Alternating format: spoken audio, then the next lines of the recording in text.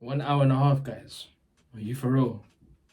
An hour and a half. You want me to sit here and watch something for an hour and a half? Listen, it's cute that you guys think I have the attention span for these type of videos, but I don't think I have the attention span for these type of videos. Halfway through the video, I'm probably going to lose train of thought of what's going on, but you know what? We're going to do it because you guys have requested, and it's like, if you don't ask, you don't get, I guess. So, you guys asked, then you're going to fucking get it. So, yeah, man. Murder in Moncler, the Bronx Deadly Gang War. Right. Cool. I don't know how I'm gonna do this, blood. Like, if I knew it was an hour and a half, blood, I would have gone and got popcorn, 3D glasses, all that shit, blood. You know what I'm saying? But do you know what it is? It's not even so much the recording, it's the editing. It's the editing because it's like, listen, do you know how long my editor takes to fucking render a 10-minute video? This is an hour and a half.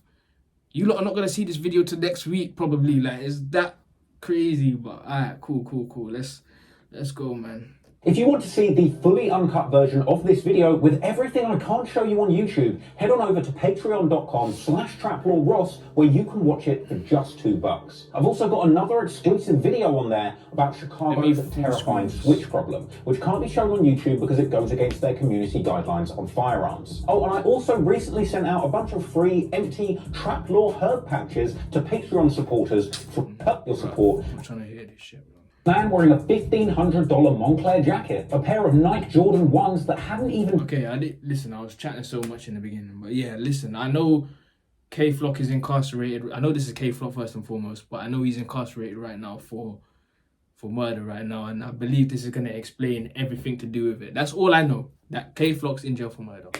That's all I know, so this should explain it. It better fucking explain it. It's an hour and a half long video, but none of that matters. Let's go. Been released yet, and a $1,400 pair of Amiri Playboy jeans was walking down the street. Here, he's spotted in his designer fit by a man sitting in a nearby barbershop, who walks outside to exchange words with the well-dressed fellow. Within the space of only a few seconds, the young man wearing the Moncler jacket would pull out a gun and open fire, shooting 24-year-old Oscar Hernandez in the neck and back, and leaving him to die in the middle of a busy New York street. According to the NYPD, the man in the Moncler jacket was Kevin Perez, better known online as K-Flock, the most buzzing drill rapper coming out of the Bronx. But to make matters even worse, only moments before this killing took place, he was allegedly on FaceTime with his opposition, seemingly posting this video to social media showing the world that he kept a pistol inside that Moncler jacket. So, why would somebody wearing thousands of dollars of designer clothes be walking around the Bronx armed and dangerous and ready to kill at the slightest provocation? Well, to understand that, we need to go to the beginning and tell the whole story of Bronx drill music, the latest violent subgenre of hip-hop to emerge from the streets of New York City, where young men hailing from some of the most dangerous blocks in the Bronx fight for survival in the streets, with those that do survive making booming rap songs and insulting their enemies, inviting them to come back or spin and get revenge. Some of the least fortunate people coming out of this scene can end up in the grave as young as 13 years old. Much of the drill music coming out of the Bronx is amazing and high-energy rap music, guaranteed to get you bopping, dancing or working out with more enthusiasm than ever. But the stories contained within these songs tell the tale of a years-long deadly feud between young men growing up in one of the toughest boroughs of New York. This is the story of Bronx Drill. Let's go, man. I fuck with the Bronx Drill, man. Now, this is gonna tell me Bronx is both where the it came borough of New York's... Listen, I fuck with Bronx Drill, man. This is gonna tell me everything I need to know. I ain't sitting here watching an hour-long video, not even hour and a half long video for no reason. You know what I mean? But I'm gonna stop bitching about it and just do it. But yeah, I'm interested though, man. I ain't gonna lie, I'm kind of interested. City and a county of New York State, northeast of Manhattan and across the river from Queens, with Rikers Island Prison nestled in comfortably between the two. The Bronx is home to baseball's legendary Yankee Stadium and the New York Yankees, the Bronx Zoo, and Van Cortlandt Park, which, if you didn't know, was actually where the big meeting of all of the gangs took place in the classic 70s gang beat-em-up movie, The Warriors. In fact, the Warriors' portrayal of the Bronx as a gang-infested nightmare is somewhat accurate. The Bronx itself contains the poorest congressional district in the United States, the 15th, with per capita income in the Bronx regularly scoring as the lowest of the 5 boroughs. Poverty rates for the area are frequently recorded around 30%. So as a result of the struggles experienced by young people growing up in the Bronx with no support system, it's no surprise that gangs have thrived in violence. This is where the gangs come from. Obviously, the main aim for gangs is just to make money. Because you know what I'm saying, you want to get out of your predicament, obviously, but the love of money is the root of all violence, so they say, you know know what I'm saying? And there's quite a bit of truth to that. So yeah, man, it's no surprise, but that goes everywhere, man. It's all over America, even here, there's parts of it, different countries, you know what I'm saying? Brazil, everywhere, man. Like, you know what I mean? It's just a reoccurring pattern. Poverty results in crime. By young people growing up in the Bronx with no support system, it's no surprise that gangs have thrived in the area for decades. Since as early as the 50s, the Bronx has seen gangs running their corners. And the real-life fist-fighting, pipe-swinging gangs that terrorized the Bronx in the 70s would be the real-life inspiration for movies like The Warriors, terrifying the local citizens and media. But over time, these fist-fighting gangs would eventually be displaced by much more violent imported gangs, bringing in a more potent brand of violence and crime from other cities and states in America. You may already know that the blood and crip ideology of Los Angeles would eventually make its way to New York, with Rikers Island prison serving as a fertile breeding ground for these dangerous ideologies to spread. Sex, Money, Murder, a famous set of the Bloods, would eventually find their way to the Bronx after a gang leader from New York found himself locked up with another leader of the United Blood Nation that originated in Los Angeles. But make no mistake, the structure of a lot of the gangs that run in the streets of the Bronx are incredibly fragmented and splintered. Many small sets control small areas of the borough, with many intertwining and conflicting alliances dictating who's an ally and who's an enemy on each block. And this goes far beyond a simple battle between Bloods and Crips. Countless other gang sets, including many with a Latin American origin, have a significant presence in the Bronx too. And as a result, the borough's gang politics can be confusing, quick to change, and deadly. But today we're going to be focusing on the most modern sets of gangs that run the streets in the Bronx, specifically the ones whose members are making the best music. Funnily enough, rap music itself was actually born in the Bronx too. On the 11th of August 1973, legend has it that DJ Kool Herc decided to extend an instrumental beat to let people dance longer. I know about him. He's Jamaican, right?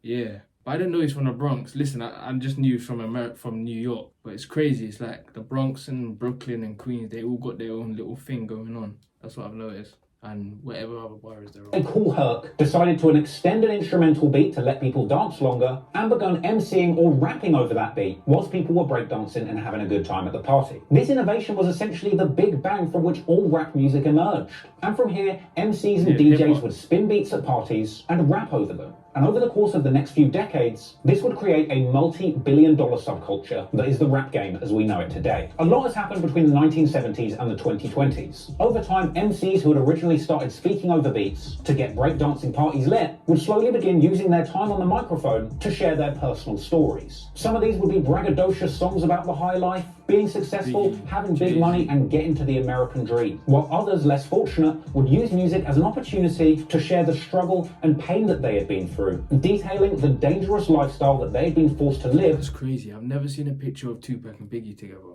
And pain that they had been.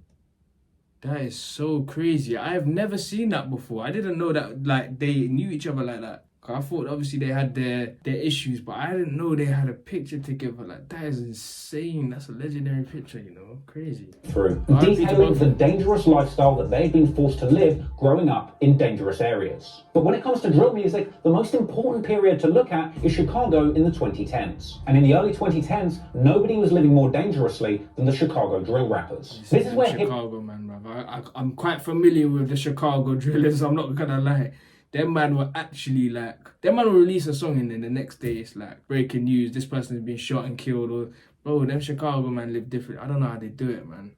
In the early 2010s, nobody was living more dangerously than the Chicago drill rappers. This is where hip-hop's drill subgenre would be born, as teenage rappers who grew up in close proximity to gang violence like Chief Keef would make booming songs over hard trap beats, with lyrics detailing the shootings, murders, and pain all witnessed on their blocks where they grew up in Chicago, at a time when the city was considered one of the most dangerous places in America. But over time, drill music would spread from city to city. And over the course of the 2010s, drill music would become a staple in every large American city with a high crime rate. And rappers all over the country would make themselves millionaires and celebrities off of the back. I'm not gonna lie, I didn't know that. I thought literally only Chicago, New York. And I think there's a few more drill like cities now, but they're like Chicago and New York are the only ones from America that I've heard about having a drill scene.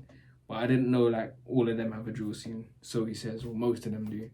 And rappers all over the country would make themselves millionaires and celebrities off of the back of making songs detailing a dangerous lifestyle from growing up in or around gang activity. But despite being the borough that essentially invented rap music as we know it, it would take close to 50 years from the invention of rap for things to come full circle, as it was only in 2020 that the world would truly embrace drill music coming out of the Bronx for the first time. Finally, the disenfranchised youth of one of New York. So what he's saying is that, in a nice way, well, I don't know if it's going to be nice, but you Bronx guys were lacking for however many years, but it's only now that you're coming back, do you know what I'm saying? And I can't lie, I rate the Bronx drill highly, do you know what I'm saying? So it's like, it's only right you lot started the hip-hop thing and come back with the drill scene now, do you know what I'm saying? So big up to the guys from the Bronx, putting where rap music came from back, do you get what I'm saying? Music coming out of the Bronx for the first time. Finally, the disenfranchised youth of one of New York's most dangerous boroughs would have a voice and a platform, creating music about all of the violence and killings that they had witnessed growing up in this area, and showing many rap fans around the world for the first time the realities of life in the gang-infested streets of the Bronx. So, let's take a closer look at the specific street gangs that have spawned some of the most talented rappers in the Bronx, and how they ended up in a deadly feud that has left countless teenagers dead before many of them were even old enough to drive a car. Crazy. That's not even funny, I'm not laughing. Now, the complete history of gangs in the Bronx is long and complex. So for the sake of simplicity, in this story, we will simply focus on a handful of relevant street crews that have made a significant impact in the recent Bronx Drill music scene. However, the formation of these crews predates the Bronx Drill scene by many years. Many of the names of gangs that you're going to hear referenced in Bronx Drill music weren't even around a decade or so ago, as they evolved and splintered off from other crews as the result of internal and external conflicts between their members. One early crew hailing from the Cortland Ave area was known as YGFC, or the Young Gunners from Cortland. This crew was a subset of a much larger gang called the YGs, or Young. Okay, so that's what it stands for, Young Gunners. I did not know that, I swear down. I thought it was Young G's, I swear down, that's what I thought, because when we say, like, we call someone a YG, it means Young G's in UK or London, but Young Gunners, right, makes sense. And they're from Cortland Avenue. Young Gunners from Cortland. This crew was a subset of a much larger gang called the YGs, or Young Gunners. The YGs apparently started around 2003 and was primarily based in two project buildings, the Mott Haven houses and the Patterson houses, with another set later popping up in the Bronx's River Park Towers, or RPT project, around 2010. And the leader of the YGs back in the day was a man named Jew Hef, real name Jutha Perez, an occasional rapper as well as a respected street figure. Sadly, however, Jew Hef was not able to keep his troops in the street united for long. Apparently, in the midst of a disagreement between high-ranking members, including a man named Melly Mel Baller, would see several members branching off and making their own crew. This is making sense. Two people from two different sets had issues, someone's gotten killed now, and that results in him branching off and them beefing each other. It makes sense. Like, I swear down, this is so identical to gangs over here. Like, it's always two people who are mad close, one of them gets killed, and now they break off, and then his group versus his group, and then this is the OGs now. This is how they came about. Including a man named Melly Mel Baller, would see several members branching off and making their own crew. This would eventually see the Young Gunners from Cortland, or YGFC, breaking off from the YGs altogether and dropping the Y from their name, becoming the GFC, or God's Favorite Children. At a certain point, they became OGFC, or the Original Goons from Cortland, before eventually simplifying and settling on OGs, or Original Goons. So the OGs, with their beginnings in the Young Gunners from Cortland, naturally... That's crazy. So now I'm getting it now. You just say, when you deep it, the name is a diss, because it's like, alright, cool, you lot might be the young ones from Cortland Avenue, but we're the original ones, you get what I'm saying? Or Original Goons. So the OGs, with their beginnings in the Young Gunners from Cortland, naturally hail from Cortland Ave. This area has a reputation as being one of the most dangerous hoods in the Bronx, with three main housing projects generally affiliated with the OGs: Melrose Houses, Jackson Houses, and Morrisania, aka Vietnam. I ain't gonna lie though, you man's projects look like fucking prisons though. Like how does Melrose Houses look like a nice place to live? I'm sorry if you guys are living there, I don't mean to be disrespectful. We have some fucking ugly towers in London, but the architecture of some of these buildings in the Bronx is fucking scary. Like, that looks like a dog bone, bruv. Melrose Houses looks like a dog bone, I ain't gonna lie. The OGs: Melrose Houses, Jackson Houses, and Morrisania, aka Vietnam. These were three notorious blocks known to the authorities for their gang activity, with all three buildings actually being targeted in a 2009 federal indictment named Operation Rotten Apple, which took 37 drug pushers off the streets from these very buildings, charging a total of 53 gang members after a year-long undercover operation. Melly Mel Baller, the OG's pioneer who I mentioned before, formerly of the YGs, would get himself convicted in a big case too. A case which was apparently made much easier by a great deal of self-snitching on his own personal Facebook profile. This was a landmark case where apparently a judge ruled that it's legal for a snitch to use evidence that was gained from snooping on friends-only Facebook posts. Apparently Melly Mel Baller had written posts on Facebook marked for friends only where he would suggest that he buys drugs in quantities as large as 600 grams and claiming to have had over 100 people killed. Melly Mel would ultimately be convicted, receiving a sentence of life plus 420 months. Wait. Surely they must have had a case on him prior. They didn't just life him off from Facebook. Because if they lifed him off from Facebook, that is crazy. That is insane. I don't even think... What can they do? Well, apparently they can do that if that's the case. But yeah, wow. But you did it yourself, man. Listen, stop confessing your crimes on social media. Like, I don't know why people do that, honestly. As large as 600 grams and claiming to have had over 100 people killed. Melly Mel would ultimately be convicted, receiving a sentence of life plus 420 months. And sadly for the OGs, while their affiliates were fighting for their lives in court, younger members were fighting for their lives in the streets. On April the 16th, 2012, a large group of YG's members were out drinking. And at a certain point, a debate breaks out over who puts in the most work for the gang. No one could agree who was the toughest, so at a certain point they decided to settle the argument, head into a rival territory and go and find some as many people with as the you YGs can. walking to the OG's territory in the Melrose houses. And when they got there, they spotted a 16-year-old OG's member by the name of Noah Baller, real name Moises Laura. The YGs proceeded to physically... I think I heard him. You go out like Noah. I think D-Tang has referenced him. By the name of Noah Baller, real name Moises Laura. The YGs proceeded to physically attack Noah in a brutal fashion. Around 20 grown men stomping out one 16-year-old boy. Yeah. Sadly, he didn't stand a chance and was ultimately stomped to death outside of his own building and left to die in a pool of his own blood. Noah's name has been remembered in the streets of the Bronx for both good and bad reasons, with OGs on his side continuing to tribute him in songs and regularly visiting his graveside, while the opposition on the YG side would regularly diss him, saying that they smoke him, with the biggest drill rapper from the YGs currently, D-Tang, even going as far as to post a picture of a bloodstained pair of Air Force One on... D-Tang, don't do that, man. That is not cool. These are not... Oh my gosh, D-Tang, man. Can't take niggas nowhere.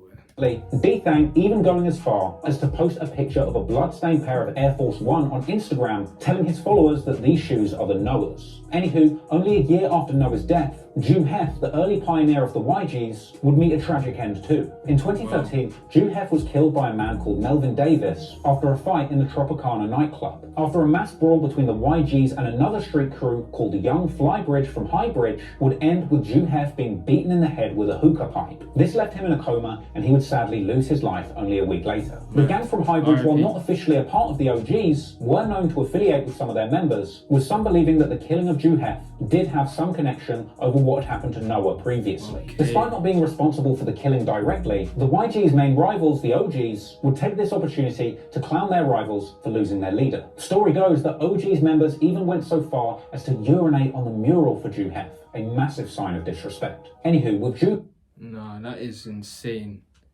That is insane. Because, you know, I hear in songs that people say, yeah, I want to piss on them graves and this and that and the other, but to actually do that is fucking foul. But RIP to both of them, to Noah and June Hef. Far as to urinate on the mural for June Hef, a massive sign of disrespect. Anywho, with June Hef out of the picture, the YGs would continue forward, but naturally, the authorities would be keeping a close eye on them. This would eventually lead to two crews, the YGs and the 18th Park Gang, being targeted in a 2015 criminal indictment that would hit 48 Bronx-based gang members. Wow. This case would take 22 members of the YGs off the streets, apparently detailing 30 non-fatal shootings, as well as 3 homicides, including the killing of Noah. A senior YGs member named William Bracey, aka Rel, would get 33 years for his role in that murder, with another YG's member, Amp Flocker, real name Anthony Reddick, also pleading guilty to taking part in the murder of Noah. Because of their violent behaviour in the street, the police are actually putting in work out there in New York. That's what I realised. Like, they're actually trying to fucking stop shit, you know what I mean?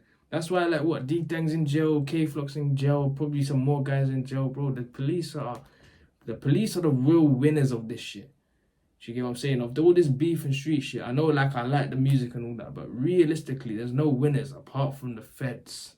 That's the real winners, because all them people doing life sentences, bro, them feds are eating off that. Do you get it? Like, they get paid per inmate or some shit. Like, it's fucked. Also pleading guilty to taking part in the murder of Noah. Because of their violent behaviour in the street, the YGs had attracted a lot of attention from the authorities, and that would continue as the years went on. Another 2016 indictment targeted members of the YGs, charging around 120 people. At the time, this was the largest gang takedown in New York history, and the indictment would accuse the gang of being involved in at least 8 murders, including a 92-year-old innocent bystander killed in her own home by a stray bullet. And according to this indictment, over the course of this entire feud, an alleged 1,800 shots had been fired. Frankly, the YGs, the OGs, and other street gangs had the Bronx looking like a literal war zone throughout the 2000s and 2010s. But while the older members were getting put behind bars or losing their lives, a new generation of young gangbangers desperate for the limelight would soon emerge. Hardened by the bloodshed witnessed at the hands of their elders, and inspired by the drill music blowing up over in the city of Chicago. And the YGs and OGs affiliated rappers that would emerge in the 2020s would bring an incredible amount of creativity to the streets of the Bronx, with these young Bronx Drill rappers creating viral anthems amid a backdrop of shootings and violence in the borough they grew up in. The most well-known rapper of the YGs in the Bronx is by far D-Thang. D-Thang is no stranger to spinning blocks, apparently regularly making home visits to his ops' homes. D-Thang has also been known to go into enemy territories, pressuring the local bodega workers to throw up rival gang signs to entertain his social media following. OGs? OGs out? OGs? OGs. Only OGs can't really YG. Y'all see the face. D-Thang G. Y'all see the face. What am I moving? Names that you might pop up in a YG's affiliated drill video include people like T-Mac, Six, Bando G's, and T-Dot. Yus G's, Nesty Flocks, Shah G's. You've also got the likes of Ra G's, a 16-year-old member who was initially known for a viral clip. You've also... Cool. D-Thang I've listened to. E-Day I haven't. Not T-Mac. I haven't listened to Six. I've listened to Bando. If that's Bando G's is Bando, right? Yeah. T-Dot I've listened to. Raw G's I haven't listened to, but you guys told me to listen, so I might actually do that today or tomorrow. RIP to him. Use G's, yeah. Nesty Flux I don't think so, and Shah G's I don't think so either. So there's quite a few more YGs I need to react to, but any more I should react to, you guys just let me know. We've got the likes of Raji's, a 16-year-old member who was initially known for a viral clip where he tried to get down an op with a walking stick. In the morning, don't want to run down now. Walking stick. 4 y'all early in the morning. Look. Damn, we stupid. Suck my. Now clearly there's no love lost between the modern day members of the OGs and the YGs. The YGs who we just mentioned have big issues with the OGs in the Bronx drill scene, with the main rapper in the area representing the OGs going by Shah EK or Jiggy Man. He's been seen going back and forth with YGs like D-Thang on social media extensively, with the OGs sometimes referring to themselves collectively as the Jiggies, with this being a core part of Shah EK's branding. In fact, he's dropped 2 musical projects referencing this, Jiggy on Jiggy and Get Jiggy or Die Trying, with his track Shoot or Get Shot being one of his breakout songs. He's known to affiliate with the likes of PJ Glizzy and B-Dot. But here's where things get a little bit complicated. Because in the Bronx, some street crews are known to double jack, meaning that they can actually be in alliance with more than one gang at the same time, meaning that there are sometimes quite confusing overlaps and alliances between people in different gangs, and it can get confusing. You've got another crew called the OYs that hail out of Sugar Hill. Alright, cool, yeah, cool. OYs, Sugar Hill. I think someone said they had links to Harlem or something in New York or something, but yeah, let me just get into it. Formerly the original Young Gangsters or OYGs used to beef with the YGFC or the Young Gunners from Cortland. For a period of time, some OGs and some OYs have connected, sometimes referring to themselves as OYOGs. Okay. In fact, Shari K of the OGs has collaborated with numerous OY rappers from Sugar Hill. In fact, it actually turns out that the top rapper from the YGs, D-Thang, is actually engaged in a long and deadly beef with his own cousin too. One of the most famous drill rappers to ever come out of the Bronx, K-Flock. And just to make it even more confusing, he hails from another hood that we haven't actually just... Do you know how crazy that is? I know I've been knowing their cousins, but like that's actually so mad. It's like, yeah, I'm gonna kill my cousin. One second. But yeah, no, that's fucked. Bronx, K-Flock. And just to make it even more confusing, he hails from another hood that we haven't actually discussed yet, that seemingly have beef with absolutely everybody.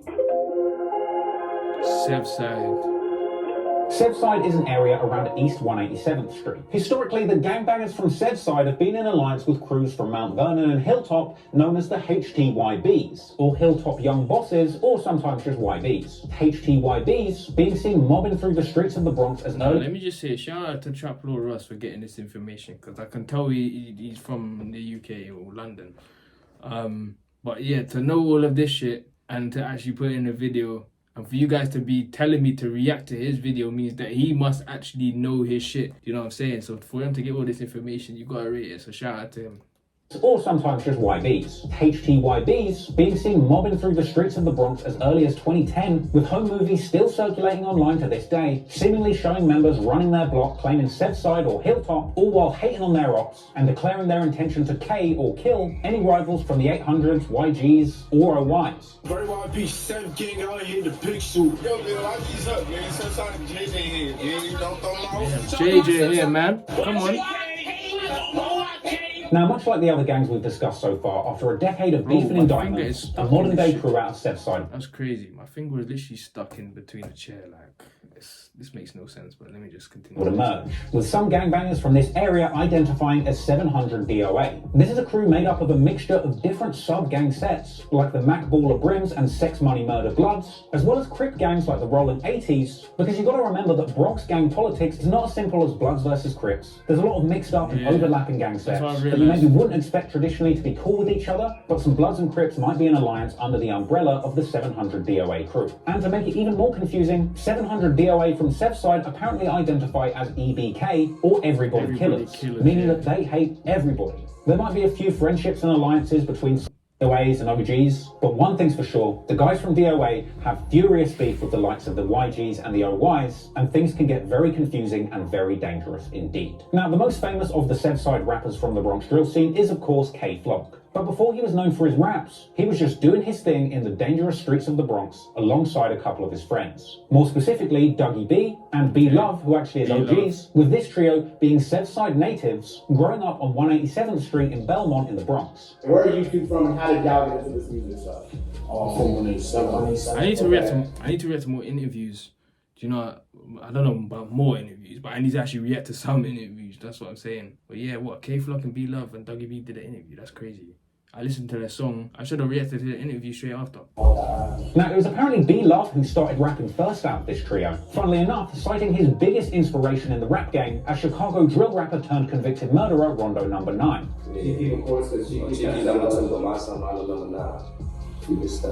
From here, B Love would end up getting Dougie B and K-Flock in front of the microphone with a little encouragement. I wasn't really the rapper. This is really the rapper right here. I was playing this shit. I was doing my own inside right here. Going to the studio, playing for me. And then I started taking it serious. I see like, I'm going up for me. I started love like, nah, it's time to go take it serious. Stop playing. Little did this trio know that together they would be pioneering one of the biggest musical movements to come out of the Bronx since the 70s. But this would have been hard to appreciate at the time, and despite convincing two of his day one homies to get into the rap game, B-Love himself said that he didn't really see the potential in music initially. It was only after spending some time in prison that he would realise that rapping could be a legitimate way out. Sometimes you just need a reality check, and sometimes prison just makes people think right. I know it's meant to be for rehabilitation, but sometimes prison actually rehabilitates people into thinking correctly and doing the right thing. So shout out to prison. Do you get what I'm saying? No, don't shout out to prison, but shout out to B Love for making the right decision, because he's actually a good artist. Streets upon his release. What was like the moment for you that really kind of made you want to like do this in a more serious manner? Got locked up. We got in charge. When I came home, like you gotta keep going. I started taking shit serious. But sadly, through their journey into the music industry, there's been a whole lot of setbacks and backstabs. The guys from Sevside used to hang out with another rapper called PNVJ, another rapper from their block who was apparently one of the first people in the Bronx to rap over a UK drill beat and introducing Dougie B to the potential of the music industry. How do you get into music? For me, I don't play it, but like for me, PNVJ used to be from my hood. For me, I ain't gonna lie. He did his own thing. He separated, just respected it.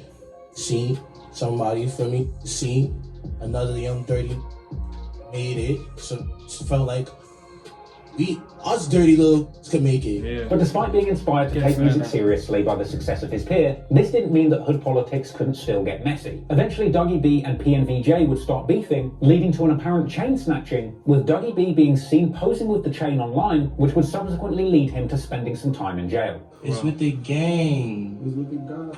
That's this. No cap. He ain't be signed. That's the, come on. He ain't be done, bro. Sharp. Tell him we Now, that's got this crazy. He kid got with locked the for a snatch on the chain. side. Sharp. Tell him call me, G. Come on, What? Sharp.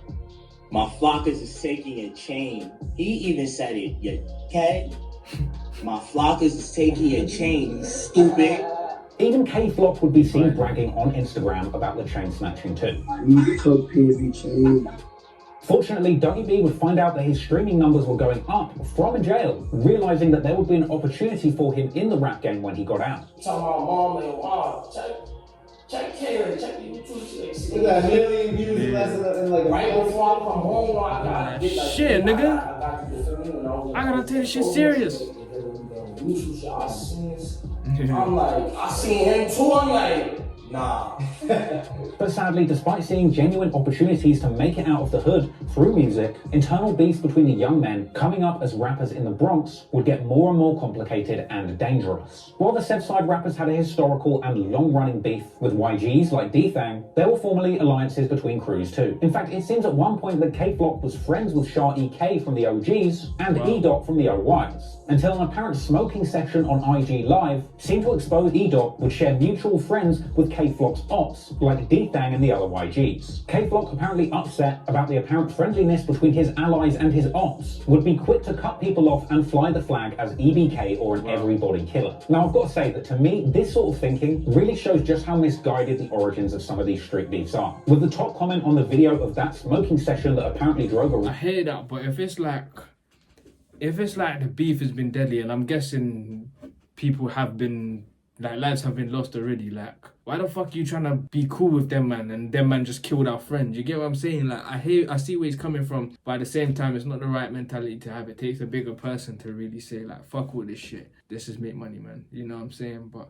if you lose someone close to you, and another person close to you is trying to be cool with a person that killed that person, you'll be like, fuck all that shit, man. You know what I'm saying? Like, I understand. I'm not saying it's right. I'm just saying I understand. Origins of some of these street beefs are. With the top comment on the video of that smoking session that apparently drove a rift between these two groups, pointing out how absurd it is that people smoking together on live would lead to a breakdown in friendships, with disappointed fans saying, I can't believe this is the reason that we can't get another Shah EK and K-Flock collab. This is crazy. That is a crazy reason. Like, it is really over nothing. You know what I'm saying? It wasn't even like something serious. It's over bullshit. Because Shah EK and K-Flock, well, I haven't heard the first one, so I need to react to that. But to get another one, listen, them two are two sick artists, so that's a waste. And of saying, I can't believe potential. this is the reason that we can't get another Shah EK and K-Flock collab or an E-Dot and K-Flock collab. Now, E-Dot would go on to say that he felt that K-Flock turned on them out of jealousy over E-Dot's budding success in music.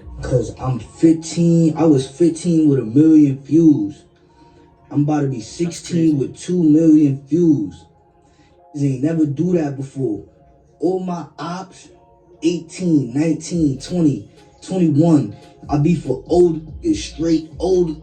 Word of my mother is asking me for songs, bro. Asking me for songs, wanted to be on songs with me. Be mad cause they get a feature with me. Word to my life, that's what it all be about. And they try and make it, they come to the net and try and make it seem like it's something else. It's a whole nother problem. No, you mad cause you ain't get a song with me. But K-Flock would go on to say, in response to fans saying that E-Dot made a big mistake being on that live, that he doesn't care, because the way K-Flock sees it, if a friend smokes with an op by mistake, he can also get shot by mistake. And now he's gunning for E-Dot and anyone he's affiliated with. K-Flock is really EBK. Do you know what I'm saying? He's EBK, ABK, he's all of that shit. Do you know what I'm saying? He's like, listen, if you're not with us, you're against us. And you can get it too. So get shot by mistake. And now he's gunning for E-Dot and anyone he's affiliated with. You wanna smoke with a hot by mistake? You gonna get shot by mistake. What about that? When E-Dot see me, where's my mother? And whoever with him, you can get it too. you have to run with him. Where's my mother? Cause bro, word to my dad, nothing is stopping me from upping this gun at that.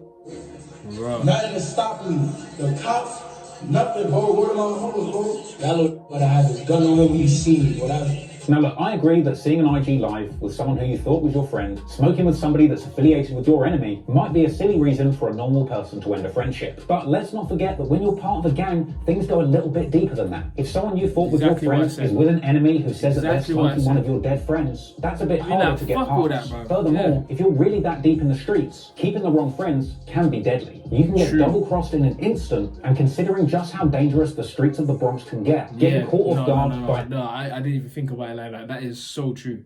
That is so true. Like, you're not even trying to be cool with certain man because you might think he's cool, even though he's an up, but he might try to do something a bit snaky and set you up because bottom line is you were ups to begin with. Do you know what I'm saying? You can never trust, like, someone who wasn't up. Do you know what I mean?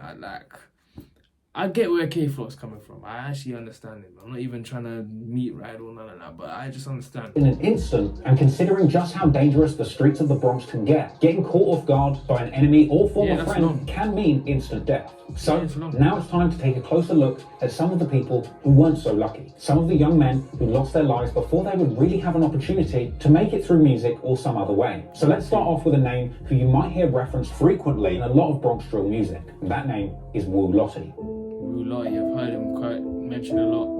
Wu Lottie was a YG's member known for his long-running beef with the OGs. He also rapped, having appeared on a track called Falls Talk, releasing in February 2020. Less than 2 months after that video released, on the 7th of April 2020, Wu Lottie, real name Glenn Cole, was walking with other YGs in Sugar Hill, when around 1 in the morning they were caught by their enemies. Apparently, a car full of OGs pulled up, taking chase with broomsticks, trash cans and knives. In a terrible stroke... Trash can is crazy. I don't even mean to be disrespectful, but trash can is insane.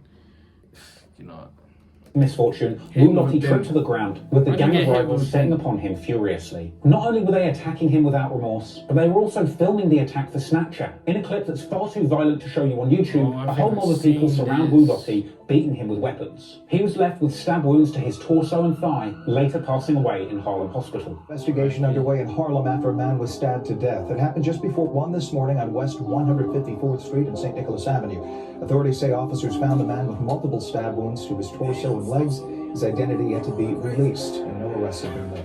2 people were initially arrested for the murder, a 28-year-old and a 16-year-old, with the older man being quickly identified by police after renting the zip car that the attackers escaped in his own name, with the cops later arresting 5 people in total for this crime. Wu Lottie would unfortunately lose his life just as the Bronx Drill scene was beginning to rise. Only 5 days after Wu Lottie's passing, on the 13th of April, B Love would put out one of his first releases, the song and video for No Hook. The track had gritty lyrics about shooters in the streets and homies losing their lives to the lifestyle. But this track wasn't the op-smoking, offensive anthems that we would later see emerge from the area. However, before the end of the month, the YGs would come out with a menacing new song of their own, with T-Dot, D-Thang, T-Mac, E-Day and Six dropping the track RPT Buggin' Part 2 on April the 30th, 2020. The track came with lyrics about spinning the op block in Highbridge, killing OG members and saying that they're OG killers or OGK, and dissing a deceased OG's affiliate named Smelly. Real name Esmerlin Torribo, Smelly was killed just age 17 in a dispute over a bike that he had recently sold. Smelly ended up getting stabbed 14 times in the chest during this altercation,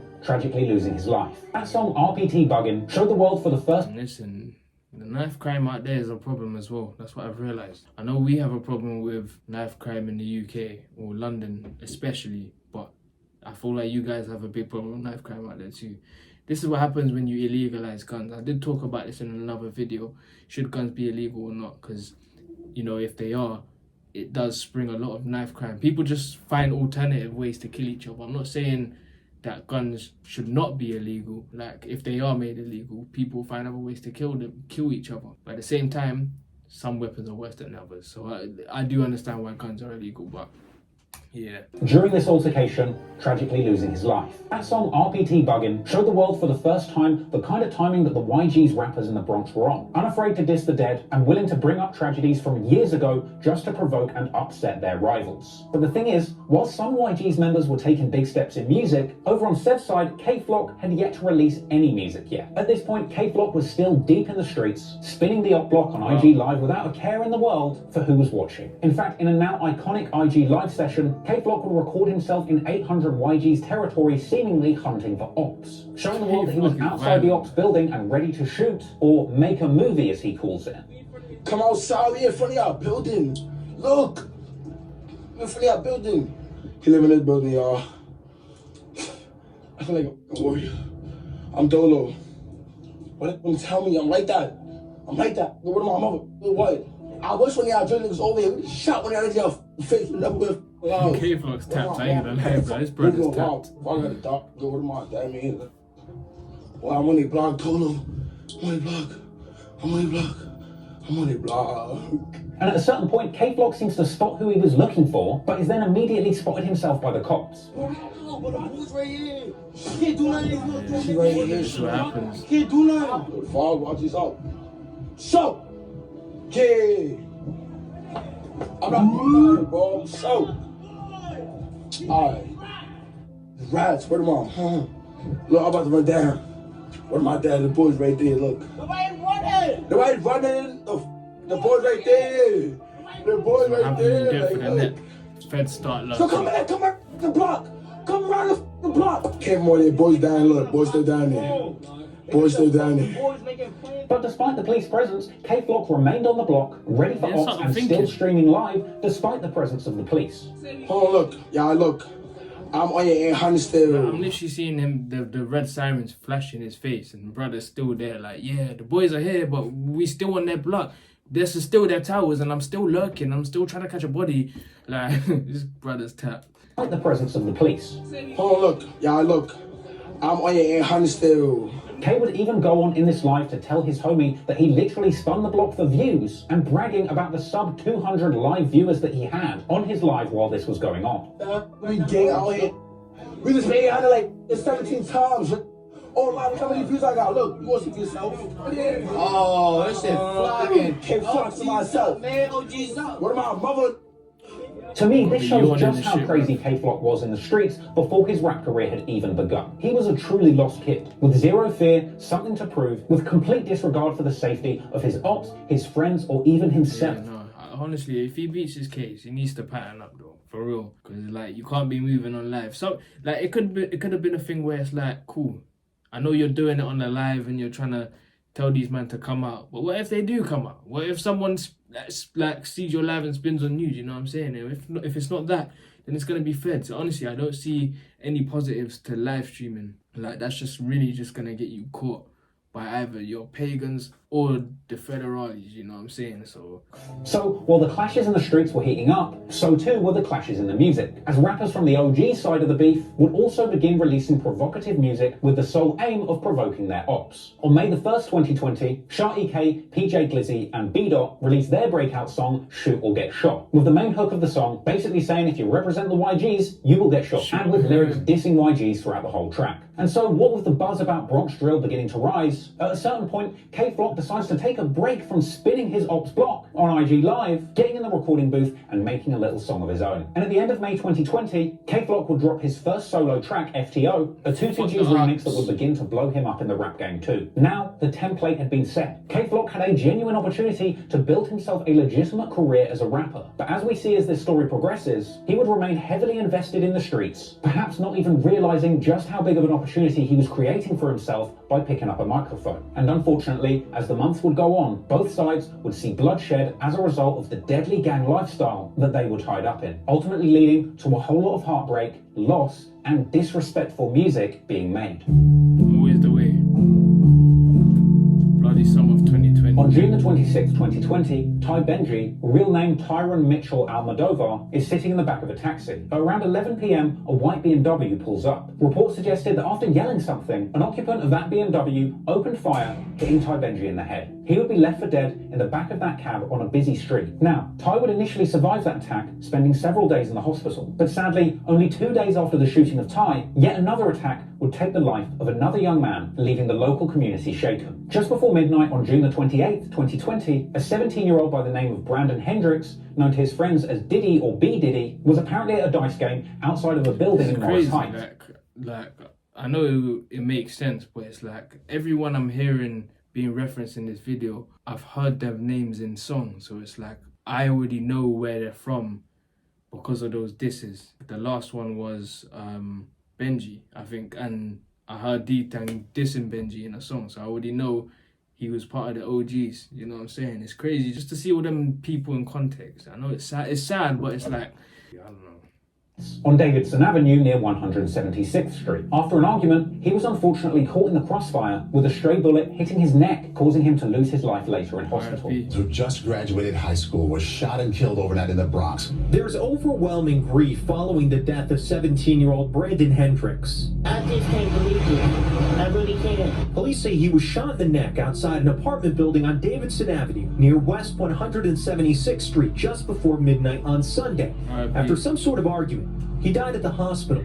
Here outside his home, neighbors say he was a good kid who had big dreams of playing basketball. Diddy was apparently a talented basketball player with a promising future. Killed just days after graduating. Apparently, he wasn't in a gang, but he did know some people that were involved in that lifestyle on the OGs and the OY side. As a result, the YGs would mock Diddy's passing on social media, saying things like basketball players need to stay at home. But sadly, the tragedies in the streets of the Bronx were far from over. 2 days after Diddy's shooting, Ty Benji, who had spent days fighting for his life in hospital, would lose that battle and succumb to his injuries. The Bronx is truly a war zone at this point, and only a few days after this, YG's member Rajiz would be wounded in a shooting just aged 15. Now, police say the call came in at 3:30 for a 15-year-old boy shot one time in the back. Detectives working a crime scene at Oakland Place and Prospect Avenue. A police source tells me after the 15th. So before he actually got killed, he's been involved in shootings, and I think he had a body as well. I'm not even sure, but it's like, this is just crazy. It's crazy. And these are kids. These are not even adults doing this. These are actual like 14, 15, 16-year-olds shooting, getting shot. Crazy. 15-year-old was shot. He made his way around the block towards his home. Police say the two suspects, possibly teenagers themselves, fled northbound on Prospect Avenue on a black and silver scooter. So while the streets of the Bronx are filled with gun smoke, the Bronx Drill music scene would begin to show more and more signs of life. On August the 12th, 2020, D-Thang of the YGs would become the latest Bronx rapper to rise to mainstream fame off the back of his new song, Caution. This high-energy anthem is a Bronx Drill favourite, partly because of its amazing beat and D-Thang's impeccable flow, and partly because of the dark negativity and disrespect contained within its lyrics. D-Thang's song Caution is crammed with disses and disrespect. He disses Shah EK, addressing him by his nickname Jiggy Man. He references... Crazy, you lot told me about all this dissing and all that red sweater that he's wearing in all them videos. You know what I'm saying? D-Thang's rude. Yeah, but that song was hard. I fuck with that song. This is their earlier song, Shoot or Get Shot, saying that they're the ones who end up getting shot. An apparent reference to Shah EK being shot by a YG's affiliate, something that Shah EK alluded to in a Talk of the Town interview, which D-Thang reacted to personally on his Instagram. There was a rumor saying that you got shot. Is that true? Yeah. No, you know. Yeah, no.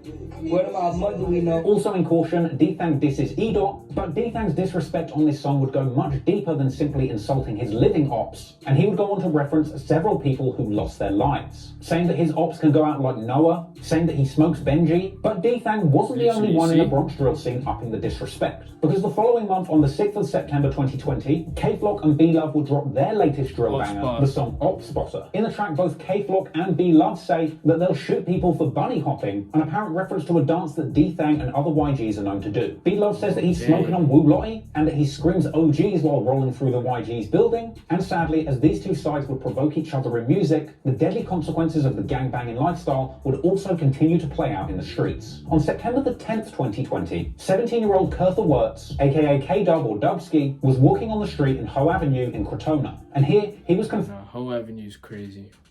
aka K-Dub or Dubski, was walking on the street in Hoe Avenue in Crotona, and here he was confronted by two masked gunmen. He too would attempt to run away, but tripped up, with his assailants getting up close and shooting him multiple times, with K-Dub sadly later passing away in hospital. Loved ones lit candles and showed stories of 17-year-old Kether Wirtz. He was a cool dude, always laughing. He never bothered nobody unless he had to.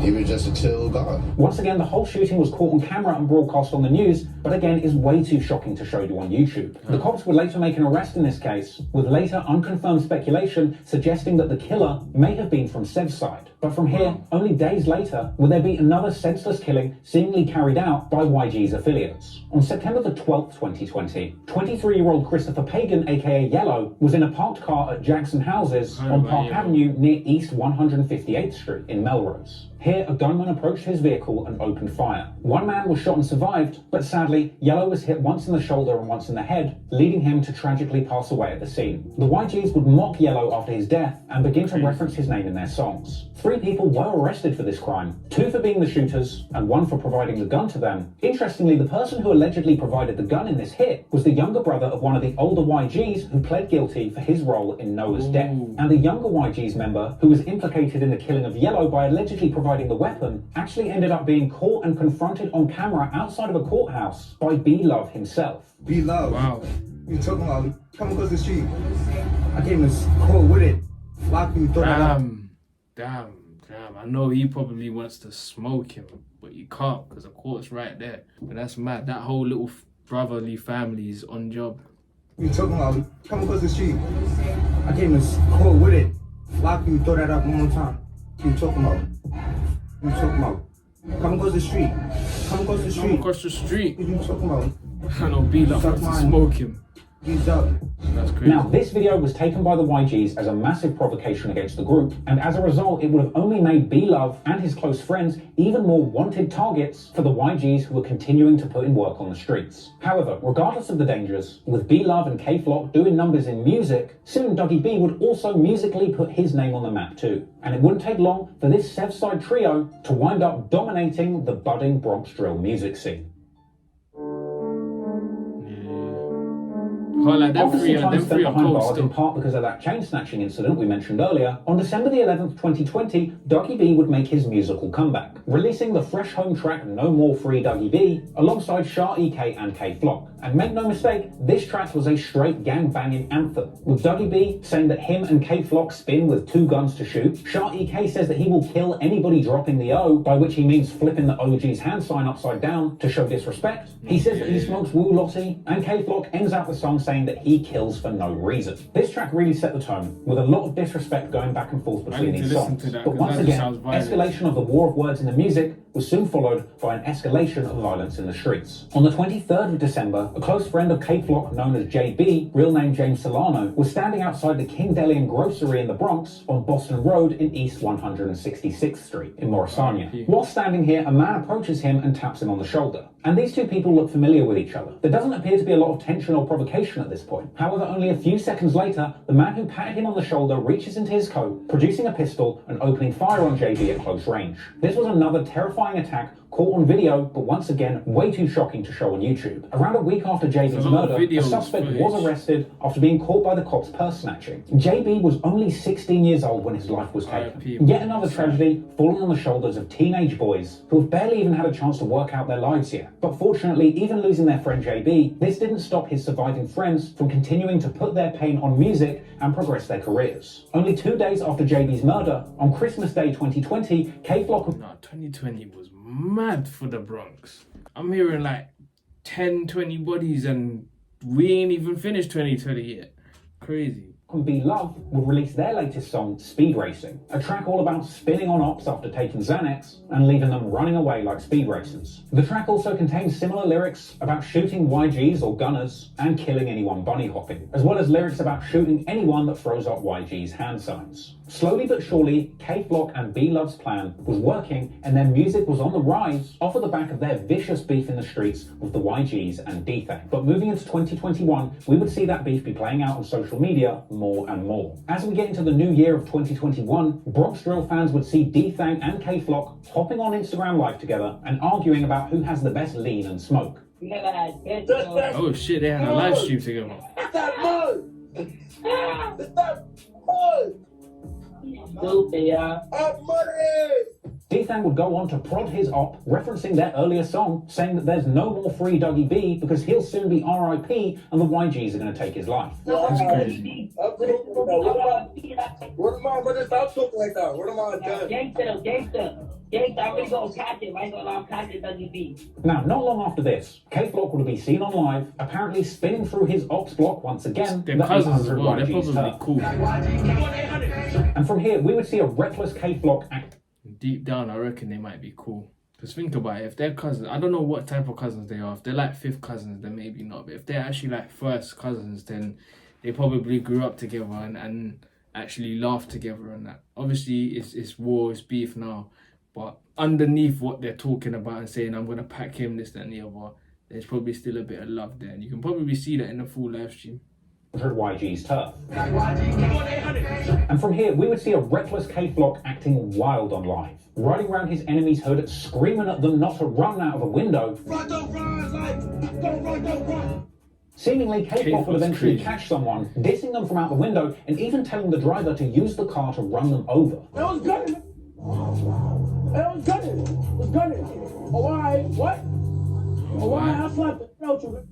Tell him 800 that suck my, you heard? Hell, you heard? Tell him I said suck my dick. Go run. Go. Hit him with the whip. After losing their supposed op in a brief chase, K-Flock then claims that they're still on the block and they're not leaving. We still they strict though. We're not leaving. Word of my dad, we're not leaving. K-Flock would continue spinning that block for a couple of minutes, seemingly catching someone again, jumping straight out of the car with his friends yelling "Flock 'em," and doing all of this whilst wearing an expensive Moncler jacket and diamond-encrusted necklace. He right there. Wait. He right there. Don't run! Yo, fuck it, Johnny, fuck him! You know what I find crazy? Niggas will be like, don't run, why are you running? Meanwhile, they have a shank this big, or they have an automatic gun, and they're like, why are you running? It's crazy to me, man. But yeah, K-Flock is a madman by the looks of it. Like, he's tapped. Everything I've seen from him is just straight violence. Hey, he right there. Don't run! Yo, fuck it, Johnny, Run, fuck nigga. him! Fuck him! How about this? What does fucking what does he mean by that? Then we'll get back in the car. Yeah, ready? Yeah, bro, hurry, I should come back around. But once again, he failed to catch his op, but would go on to assure the fans if they did get him, they would have killed him and put him in the trunk. If I would have caught him. I think that's cap, because more than likely you've got a burner on him, so we could have shot him. But then again, you've got your phone on you, you're on Instagram Live. Do you want a murder charge or not? Well, he's already got one, so it doesn't really matter what I'm about to say. Bottom line is that he wasn't going to kill him on live. Let's be real. Go on to assure the fans if they did get him, they would have killed him and put him in the trunk. If I would have caught him anyway, if I would have caught him anyway. We would have really been in the trunk, word to mine. They would have been yelling. I don't give a f. We'd have put him in the trunk for real. Now, funnily enough, we never actually get to see K do anything illegal or actually catch anyone in these lives. And there's a small part of me that believes that riding around staging this sort of thing would be the perfect marketing strategy for an up-and-coming drill rapper to cultivate a tough guy image. But whether or not he's doing this for the camera or it's just genuine... I actually think he's genuinely tapped like this, but at the same time, I think he's a bit smart. That's why it wasn't a disrespect when I said he wouldn't do that on live. I think he's smart enough to realize that is madly stupid, that is insanely dumb. I do think him riding around looking for ops is actually just his craziness, you know what I'm saying? Me that believes that riding around staging this sort of thing would be the perfect marketing strategy for an up-and-coming drill rapper to cultivate a tough guy image. But whether or not he's doing this for the camera or is just genuinely bloodthirsty, you can't deny that the way that K-Flock is behaving in these lives is completely out of control and extremely alarming. It's clear at this point that despite his promising rap career, he is truly on a mission to clash with his ops in the street. And as we now know, it would ultimately be this attitude that would lead to his downfall. But before that could happen, he would be releasing a lot more music. You better pray he beats this case, boy. Not content to let the Sevs and the OGs have all the fun on social media, D-Thang would also end up going live, with K-Flock and co joining his broadcast to yell that they're YG killers and they're smoking dead people.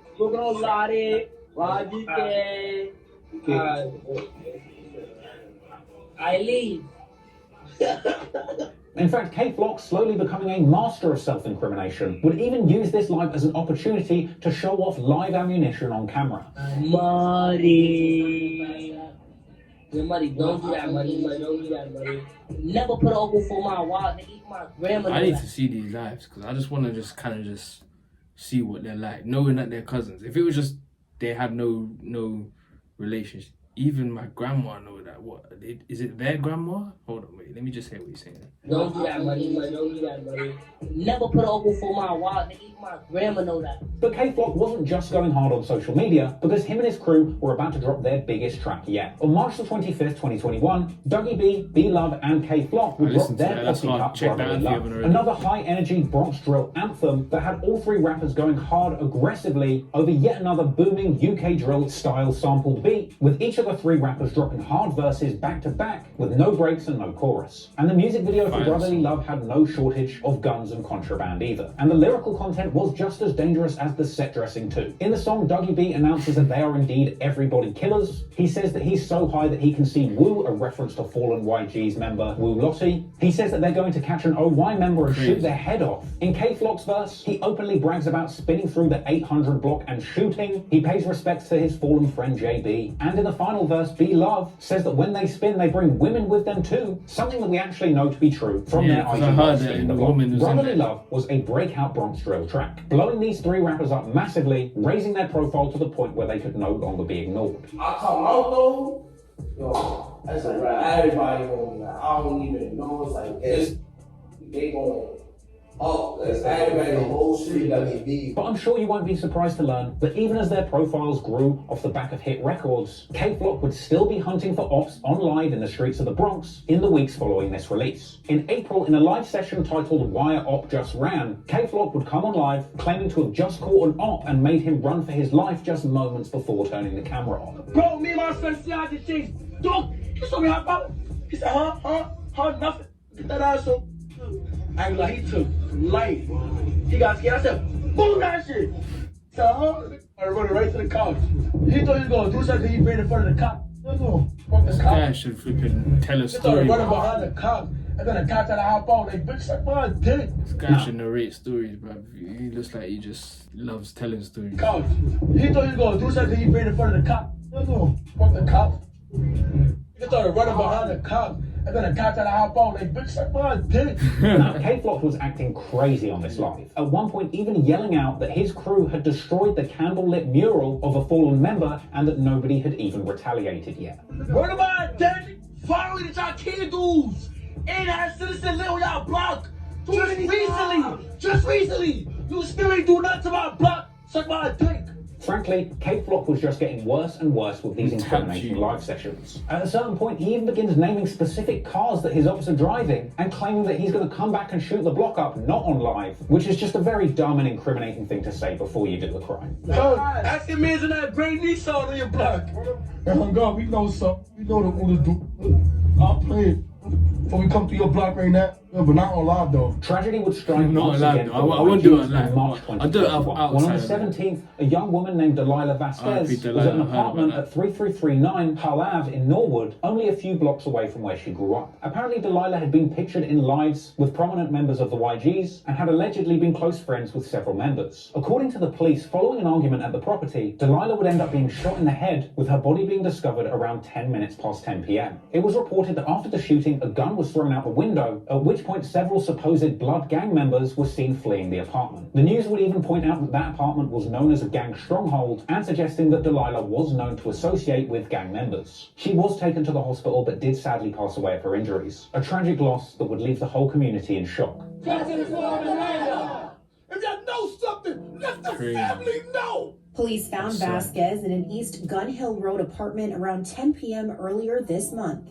Following the shooting, several people believed to be blood gang members were seen exiting the building. The gun was tossed out the window. Residents expressed concern over Blood Gang members taking control of the apartment building before the incident occurred. This was an awful tragedy, but to make matters worse, despite not even being a full-blown gang member, the YG's ops, the OGs, would use Delilah's tragic demise as an opportunity to mock and provoke their enemies in the YGs. Only around a month after Delilah's passing on April the 22nd, 2021, OGs rappers Shah EK and Blockwork released the very disrespectful song D&D, which stands for Dummy and Delilah. A scathing diss track aimed towards the YGs, with Shah EK dropping lyrics suggesting that he smokes Delilah, as well as saying that he will also smoke a dummy. An apparent reference to another fallen member, Dumout, real name Damien Gilbert, who was sadly stabbed to death in 2018. The victim, 18-year-old Damien Gilbert, died at the hospital, stabbed several times in the chest. Now police are looking for a killer. Someone the victim knew. But the disrespect went deeper than the two names contained within the title. Blockwork would go on to say that he was smoking on Lottie and saying that he's ready to kill any flocker. At this point, it begins to feel like the disrespect in Bronx Drill music is reaching an all-time high. But from here, the war of words and songs released by both sides would only intensify, spurring on the rivalry even further. In the months that followed, the Bronx Drill scene would be on fire musically. On May the 10th, KD and K-Flock would release their track War, a booming drill track all about going to war with your ops, with lyrics crammed with bravado and disrespect. K says that he spins the 800 block with Dougie B, he references Wu Lottie being left behind to die, suggesting that his friends had ran off on him, and K also pays respects to his fallen friend JB. Now, with their music buzzing in the streets, it doesn't take long for interview requests to start coming in too. And on May the 21st, K-Flock, Dougie B and B Love would appear in an on-the-radar interview, speaking for the first time since their blow-up and saying rather prophetically that since gaining fame, they still move the same. Are y'all moving a little bit different now that the record's out? Like, I'm the same every day. I'm the same. I got more time. Yeah, like for me, he now people see your face online. I don't like being like seen. I don't like people over. I don't really like that. Despite still being I can tell he's not stupid. K-Flock Even though he acts a bit tapped, I can tell he's not stupid. Like little things like doing a madness on live. He's not gonna do that. So he's got his head screwed on a little bit, but it doesn't really matter because he's incarcerated right now for murder. He just hopes he beats his case. But I hope he gets into the case a bit more so we know if he's likely, so I can see if he's likely to beat his case or not. I don't really like that. Despite still being heavily invested in the streets, K-Flock would say in the interview that he now feels like he's truly a famous rapper. I feel like a famous rapper. K-Flock is also asked by the interviewer why people say he's a menace, with K ironically playing dumb. Why are they saying you a menace? I don't know. You seem cool. I'm just me. We ain't seen them lives.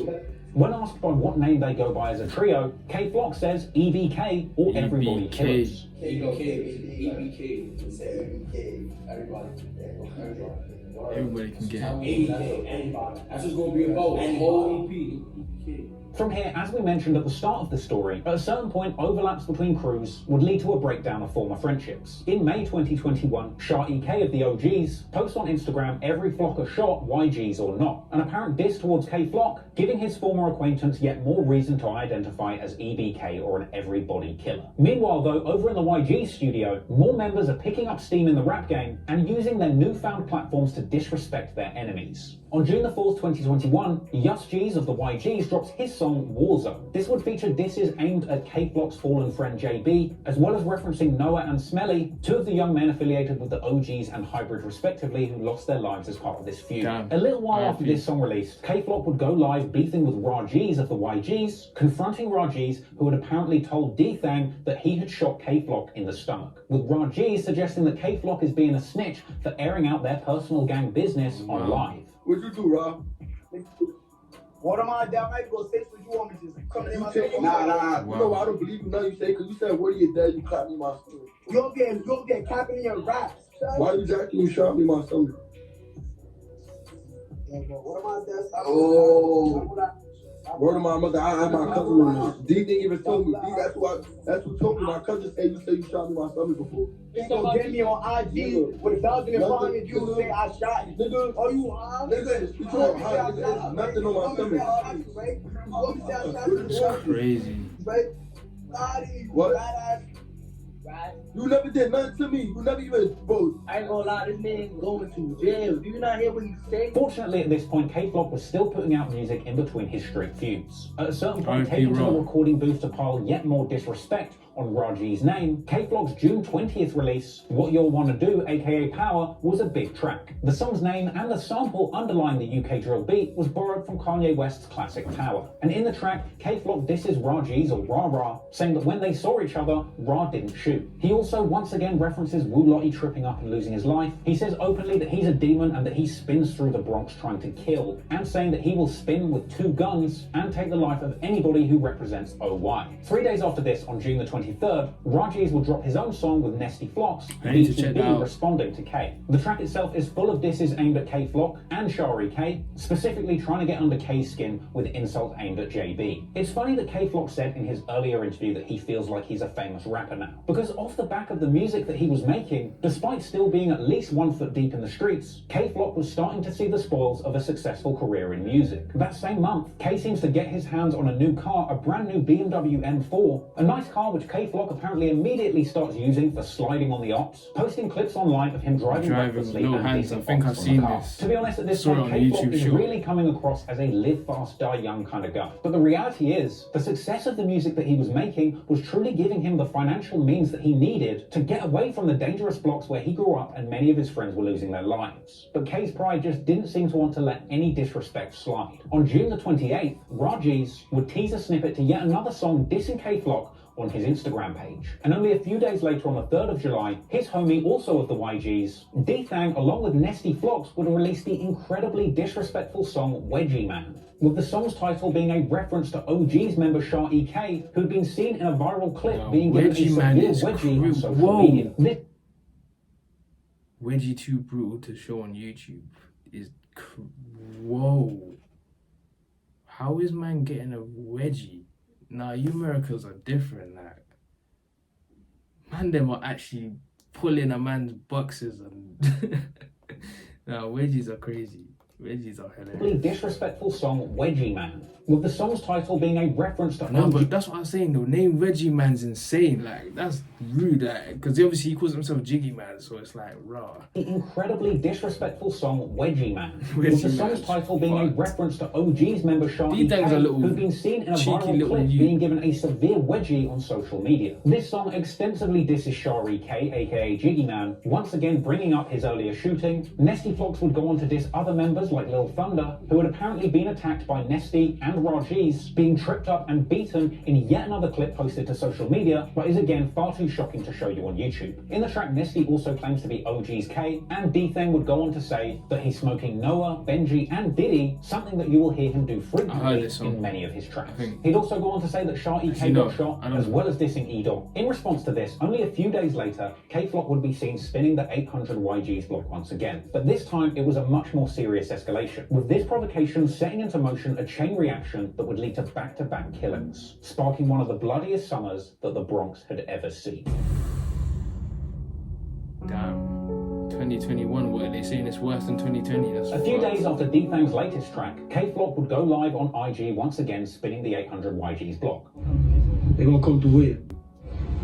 Everything. Hey, what's up? They don't wanna come out. They know what I do. Bro, Dave, bitch, I'm trying to spin. Look how comfortable room is. Locked in all in there. Basketball players. They said it's about to get lit.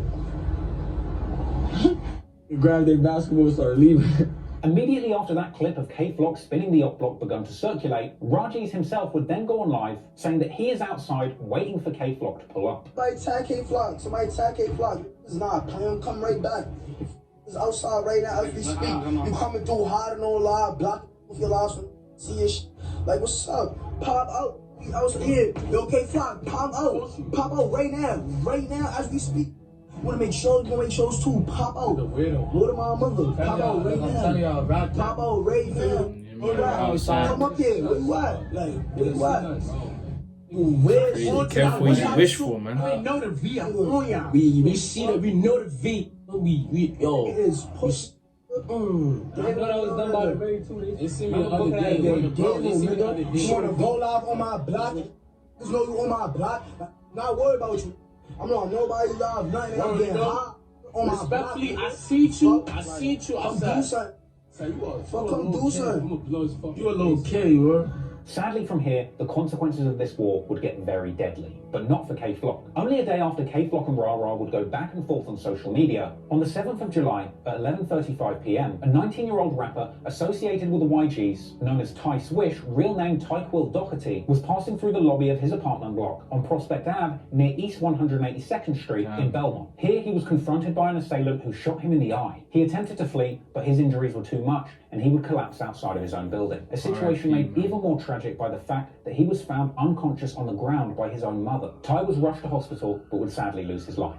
19-year-old Tyquil Doherty was killed in this shooting. He was shot in the head and lived in this apartment building. He seemed to be walking in the doorway when he was shot in the head and killed. A retaliatory attack would take place only 4 days later, with the target shockingly being a 13-year-old boy by the name of Jarian Elliott, known on the streets as J-Rip or J-Rip K. He was a young affiliate of the Cribs from Sevside, and according to the police, he was at the scene of Ty Swish's murder days before, as well as having recently been seen on live with other gang members. Yeah, I heard about this. He was involved in a lot, yeah. 2021, a black sedan pulled up to 743 East 187th Street near Prospect Avenue, with a gunman hopping out the back seat and opening fire on two boys standing on the street, with CCTV surveillance footage capturing a man firing across the street in broad daylight. One of the targets of the shooting managed to flee. However, J-Rip was struck once in the chest and once in the ankle. He would attempt to find safety crawling into the nearby Angels Cafe as panicked customers crowded around and tried to save his life, with the entire ordeal being caught on video and broadcast on the news, but once again is too shocking to show you on YouTube. He would sadly lose his life en route to the hospital, being pronounced dead on arrival, with this situation being made all the more tragic. Do you know what I noticed? There's a lot of surveillance footage, but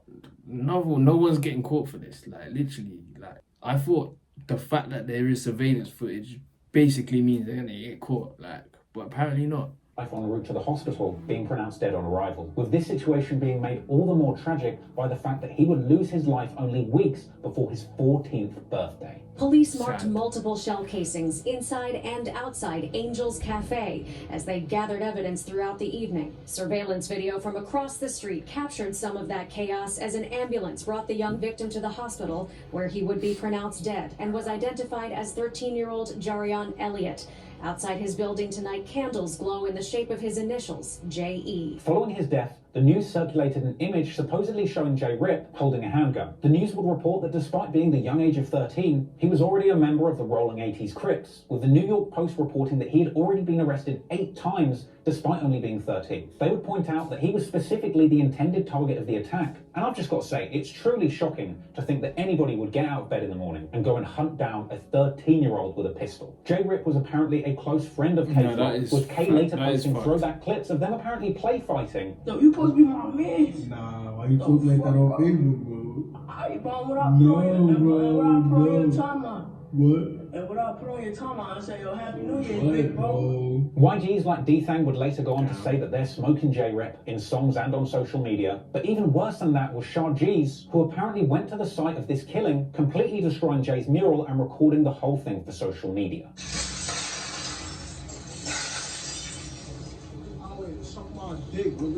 An unnamed 16-year-old was later taken into custody for this crime, with it being rumoured to be a young YG's member by the name of Dolo G's. He had apparently been accompanied on this hit by Ra G's himself, but it would take the cops around a month to pick up Dolo for his involvement in the shooting. But unfortunately for Ra G's, the police wouldn't be able to catch up with him before his enemies could. It was said openly in the news that Ra G's was a member of the YG's, and apparently... Okay, so what? Shah G's, did he say Shah G's? Yeah, wait, so Shah G's incarcerated now for the murder, because I believe Ra G's was involved with that as well. So Ra G's would have been incarcerated as well, is what you're saying. Accompanied on this hit by Ra G's himself, but it would take the cops around a month to pick up Dolo for his involvement in the shooting. But unfortunately for Ra G's, the police wouldn't be able to catch up with him before his enemies could. It was said openly in the news that Ra G's was a member of the YG's and apparently present at the killing of J-Rip, and if the police knew this, then the ops certainly did too. And apparently, less than 10 hours after the killing of J-Rip, on July 11th, 2021, a 16-year-old Ra G's, real name Ramon Gil Medrano, was on the way to a recording studio. At around 11 11:35 I've seen the p.m., video he found as well. himself sat in the back of a cab at East 187th Street and Valentine Avenue in Mount Hope. And it was here, sat in the back of the cab, when he is ambushed by two young men on scooters who open fire into the car, shooting him in the head and chest, leaving him dead instantly. But to make things even more shocking, the cab driver's CCTV passenger camera was on at the time of the hit, capturing Raji's assassination in full HD with audio. A truly shocking clip, which once again is far too violent to show you here. Overnight, a boy. But I saw that. I think I seen that, and my question was with the cab driver, like the cab driver, how he react. I need to see that again, but the way the cab driver reacted was a bit weird to me. Someone who knows more on that, explain that to me. But like he was so nonchalant after man got shot in the back of his cab. He was so nonchalant, just sitting there like, oh yeah, man died, cool. What do you want me to do? Like that was just how he reacted. But yeah, let me know on that. Which once again is far too violent to show you here. Overnight, a boy murdered in the back of a taxi in the Bronx. Police say two suspects riding on a scooter opened fire on the cab, killing the 16-year-old in front of the driver who was not hurt. Raji's lost his life at the hands of two teenagers with guns on scooters. But what's crazy, that this was just a year and a couple of days on from when Raji's had been shot in the back after once again being caught by teenagers on scooters. And this is less than a day after he had allegedly played a part in taking the life of a 13-year-old boy. In less than a week, 3 youngsters involved in this feud would lose their lives to violence. For me, it's honestly hard to believe that anyone between the ages of 13 or 19 have any idea or appreciation of the dangerous lifestyle that they've been born into at this point. Even despite some of the bad things that the youngsters involved in this story and who were targeted in these killings had allegedly done, I honestly just have the utmost sympathy for them all, because they never really had the proper guidance or choice to avoid such a terrible outcome at such a young age. No matter what they've done, they... Shout out Trap Lord Russ, because whilst obviously describing what's going on, he's obviously giving his opinions on matters, and like I rate that, you know what I'm saying? It actually makes this a bit more emotional in that sense, you know what I mean? Or choice to avoid such a terrible outcome at such a young age. No matter what they've done, they or their families just don't deserve to go through this. And it's very hard to place the blame on a 13-year-old who's been sucked and groomed into the gang lifestyle for what happened to him. From here, surviving members like D-Thang would mourn the loss of his friend Raji's, with other members making long posts on social media mourning the loss too. Meanwhile, the ops like K Flock, who had just been beefing with Raji's only days before his killing, would brag that they're smoking on Rah-Rah, with others tagging K Flock's music specifically to taunt and mock Raji's and the YGs. Others would point out the fact that Raji's had apparently said on social media that he'd been smoking on J-Rip after his death, with some suggesting that now Raji's would get the opportunity to meet J-Rip. Moolah Dees would later rap in a leaked track called Shake It with a fire beat sampling Akon's Bonanza, referencing Raji's being left dead in the car. Bori 300 would rap on the same song that Rah-Rah caught a headshot, with Dougie B going on to say that people can talk on J-Rip, but look what happened to Rah-Rah, suggesting that they're smoking him like the weed strain Zaza. Anywho, these back-to-back slayings were massive news in the Bronx community. The New York Post pointed out that the Bronx shooting rates had doubled between 2020 and the same period in 2021, with there apparently having been at least 300... Alright guys, about another half hour of this video. I'm going to come back and react to it a bit later because my phone's about to die. And I'm fucking tired of shit, you know what I'm saying? But I'm going to go out and just be back in a bit. Later.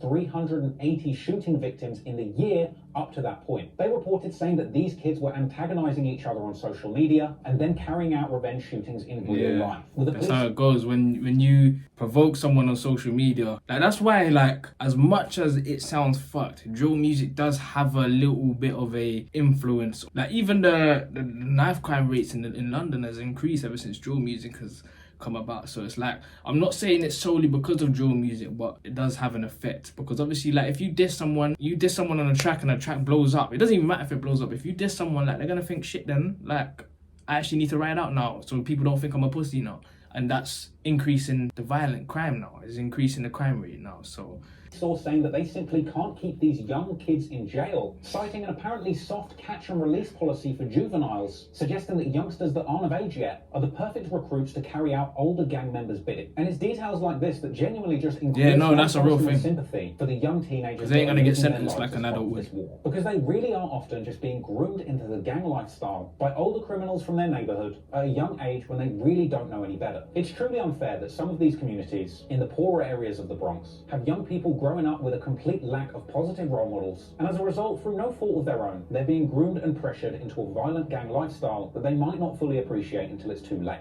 Fortunately, music is providing a route for some of these young men to build legitimate to get out and get out of the cycle of violence once and for all. And so, in the month that followed the bloody summer in the Bronx in 2021, it would appear that K-Flock would cash in massively off of the back of the anthems that he was creating about living this dangerous lifestyle, landing him the opportunity of a lifetime that sadly he seemingly would go on to squander. Is you ready? Yeah. It's his hit song. After Rajiv was murdered in the back of a cab in the Bronx, K-Flock would be seen on social media lounging by a pool far from the deadly war on his block back home. It would appear that K-Flock had been traveling to meet various major record labels that were interested in signing him. That's a good thing, though. Swirling that he had eventually inked a deal with Capitol Records, allegedly worth as much as $3 million. The major record labels had seen the meteoric rise of drill music in other cities in the United States, New York included, with the rise of Pop Smoke and the Brooklyn drill movement creating massive profits for the label that signed him, regardless of whether that one pissed me off, man. I can't lie. His success. In fact, with the recent massive success of posthumous album releases, it seems that for a lot of these major labels, a dead artist is way more profitable than a living one. But that's a whole other video. Anyway, a month after being spotted out of state, supposedly signing a big money record deal, on August the 16th, 2021, K-Flock would release one of his biggest songs to date, Is You Ready? Sporting licensing info that would confirm to the industry that K-Flock's music was now the property of UMG on behalf of Capitol Records. And this Capitol Records assisted banger was Bronx Drill in its truest form. Is You Ready is a lyrical onslaught and one of the most aggressive drill tracks to come out of the city. K starts the track yelling that he is going to shoot and kill every single op. He says don't run, don't trip, in an apparent reference to K-Dub or Dubski, who was shot by masked gunmen while attempting to flee in September 2020. I didn't even clock that when I listened to it. Cousin D-Thang of the YGs that would make this track stand out to a lot of people following this beef.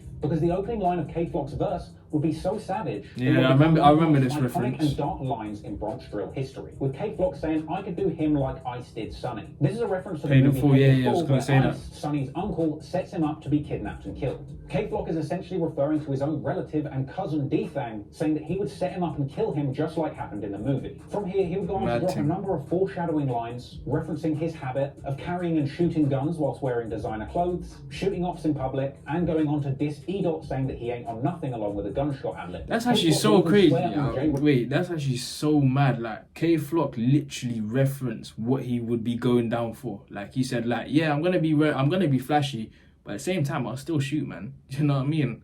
What's he in jail for? Like, shooting, man, whilst in Moncler and the Marys, bruv. Like, that is insane. But sometimes you have to be careful what you say, because, like, you can speak things into existence and it'll be things that you didn't even really mean to speak into existence, or you wish that you could take back when it's too late. You know what I'm saying? So, yeah, man, that's why I always kind of just try to tell people, like, words hold power and shit, man. People think I'm chatting shit, yeah. I'm not trying to go on no little tangent. You just gotta be careful what you say, man, because you can really speak things into existence. I'm gonna be a millionaire one day. I'm gonna be a multi-millionaire one day.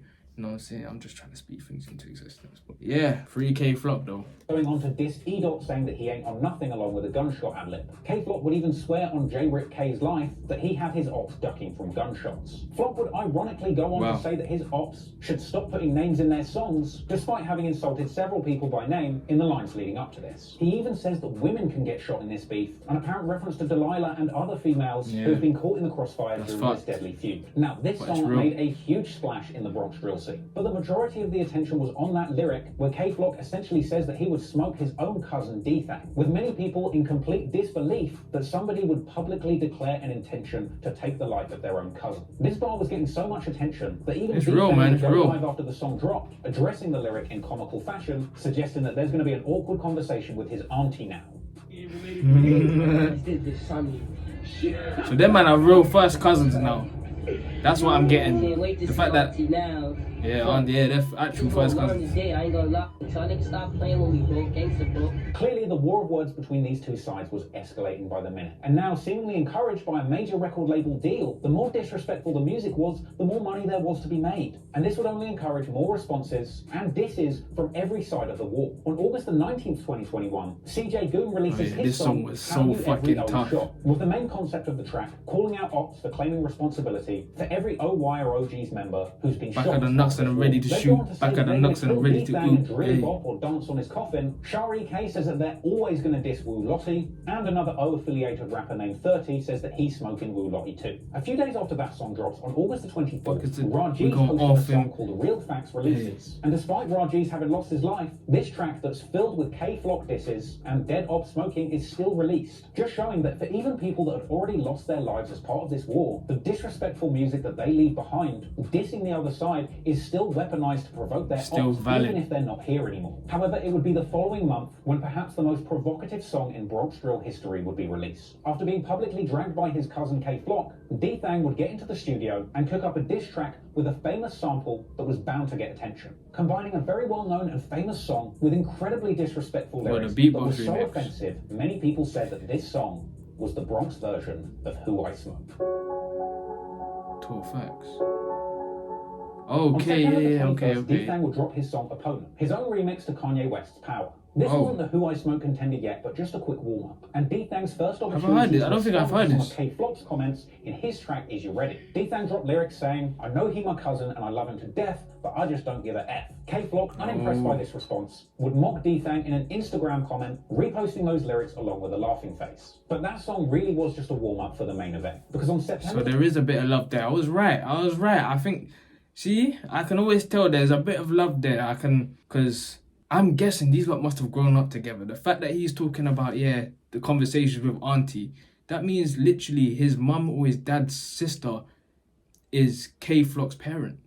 You know, actually, wait, hold on, that made no sense. But bottom line is, they grew up together. They're family, they're close, they're first cousins, I can tell. So there had to have been a bit of love there, even if it's like, you're still on the other side. But what do you guys think? Do you guys think if they ever caught each other and bucked each other in the field, that they would actually smoke each other?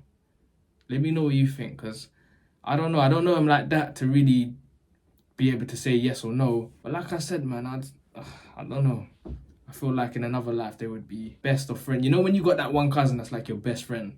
That's what they could potentially have been. The 28th, Gang life is D-Thang and the YGs would stronger, release I their guess. song Talk Facts, a track which uses a booming UK drill Stronger beat, than blood. along with a sample of the famous song Somebody I Used to Know by Gautier. This beat was incredible, and if you know the sample, it's immediately recognizable. But just like the Somebody that I 80K used rappers to from know. Jacksonville had used the catchy sample of Vanessa Carlton's 1,000 Miles to get everybody singing along with lyrics all about dead ops, D-Thang did the same thing, using this sample to deliver an onslaught of offensive and disturbing lyrics aimed at his rivals. The track had D-Thang and his goons yelling to suck his D in the background throughout the song that literally made me feel like I was standing on a Bronx street. He would use his regular catchphrase, never put an O before his Y, to diss the OYs and OGs. He rebuffed CJ Goon's earlier lyrics, threatening him on the track How You Every O Shot. He says once again that he's smoking on Yellow, Noah, and Diddy. He disses B-Love and Shari K. He disses numerous deceased people from Highbridge. He says he's trying to kill OY members and Jiggies, aka OGs. He says he's smoking Ty Benji. He says anybody that's YGK will be put in a box. And then in the second verse, Band OGs says that they're shooting and stabbing OGs. He disses fallen member Benji, and even says that Shari K's sister got shot, saying that if that was him, he would have retaliated already and be wearing prison shoes right now. And then on Shari K's sister, isn't that, someone told me, I think, is that Scotty the Hottie or someone is someone's sister, or was that Use Jesus' sister? I can't remember. But yeah, and that's crazy, that fact that sisters are involved as well. That's how you know the beef is fucked, when females, like, obviously every beef has got like a couple dykes involved, but when it's like sisters like have to be on smoke as well, that's how you know this shit is serious, like. If that was him, he would have retaliated already and be wearing prison shoes right now. And then on verse 3, T-Dot names numerous ops that he claims have been beaten up. He says that he's looking for Blockwork, a rapper from Sugar Hill who claims OY. He says that he'll shoot CJ Goon and he doesn't care if they're cousins either. He also disses fallen rivals Diddy, Benji and UE, and Dougie B claiming that he was shot. Now, this song was a huge helping of disrespect, but the song was huge. Today, it's one of the most viewed Bronx Drill tracks ever, sitting comfortably over 10 million views, which isn't bad, especially considering that the producer doesn't seem to have officially cleared the sample on this beat, as Talk Facts is nowhere to be found officially on Spotify. That's Joe producer for you, man. I know what it's like, trust me. Money off this track. But regardless, the song cemented D-Thang's place as a leading voice in the Bronx Drill scene, all seemingly without any major label support. But as the war of words continued on the tracks, so too did it continue in the streets. And only a day after Talk Facts was released, another young man associated with the Bronx Drill scene on K-Flock's side would lose their life again in the most tragic circumstances. On the 29th of September 2021, a Rolling 80s Crip affiliate, 16-year-old Nas Roller, real name Nizaya Sanchez, who had allegedly mocked the deceased YG's member Rajiz in a Facebook post, was standing on a busy street with another man on East 187th Street near Prospect Avenue, just across the street from where J-Rip had been killed. In the middle of the day at 12:50 p.m, two men jumped out of a Honda Accord, opening fire, shooting him in the head and chest. Nas would lay in the street surrounded by shocked members of the public and emergency medical staff who would desperately try and save his life. But they were sadly unsuccessful, with Nas later passing away in St. Barnabas Hospital. But to make things worse, this incredibly tragic scene was recorded by members of the public and posted to social media, showing the awful extent of this brazen attack. This is what G's posted, didn't he? A clip that's once again way too raw to show you here. This was a truly disturbing scene, and much like other stories I've covered surrounding Chicago Drill, where brazen assassins would kill ops in broad daylight, one of the sadder and overlooked consequences of this is that dozens of members of the public are forced to witness these heinous crimes, being left traumatized in the process, driving home just how little care there is for human life and the welfare of others when it comes to these deadly gang wars. After Nas passed away, K-Flock would pay tribute to his fallen friend. However, his enemies would be less caring, with some people circulating Nas's earlier posts, mocking the fact that Rajiz can no longer answer the phone, suggesting that Nas also now can't answer the phone. D-Thang and other you lot just say anything, bro. Nas on social media following the news. Man said he can't answer the phone. What the fuck does that even mean? Like, that's funny. That's not funny, but it's fucked. With D-Thang even going as far to make a post suggesting that Nas had been sacrificed, with others making posts tributing Rajiz. And in case this wasn't obvious enough already, this really isn't anything to glorify. We've got teenagers on both sides celebrating the death of 16-year-old kids. The cycle just never seems to end. One minute you've got one side mocking the death of Rajiz, while others are mourning him, and with only a few months, those who were mocking Ra are mourning Nas, and vice versa. Yeah, it really probably is dead a as well. vicious cycle with no winners. And at this point in the story, the one person with the best chance of making it out of this alive is K-Flock, with his but he success in wrapped music it. truly being the golden ticket out of this dangerous environment. However, as we'd soon find out, even with his record deal, the fame and the money that comes with it, he would remain far too close to the streets even with his newfound success, ultimately putting himself in a compromised situation that could lead to him losing everything.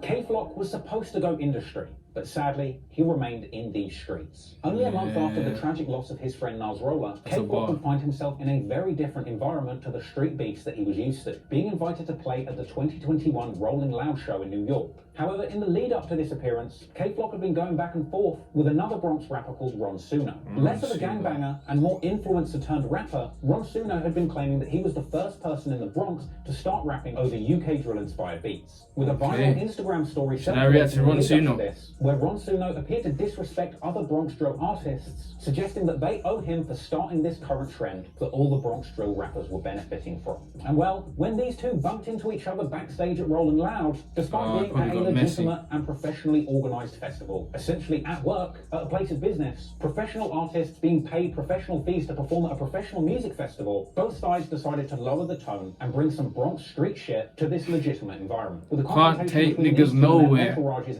Don't say that for no reason, bro. Before you know it, it was an all-out mass brawl backstage at Rolling Loud, with the NYPD themselves even struggling to break up this huge fracas. After the incident, K-Flock would post numerous times to his Instagram story, claiming to have beaten the poop out of Ron Suno and his crew. Now, he might not realise it because he was too busy trying to play the tough guy, but this was honestly a really bad look for K-Flock. This was one of his first big opportunities in the mainstream rap game. And what does he do? He ends up in a massive brawl, likely never getting booked to play Rolling Loud again. And this shows just how wild he was continuing to move at this point in his career. You can see it's just going from bad to worse with K-Flock. Many people hadn't even heard of K-Flock until they saw the viral clips of that mass brawl going on backstage at Rolling Loud. I haven't seen it, so I need to actually see it. K-Flock just continued to go more and more viral, with his name rapidly. I want to see if K-Flock was putting in that work. You were saying pause. That's a pause.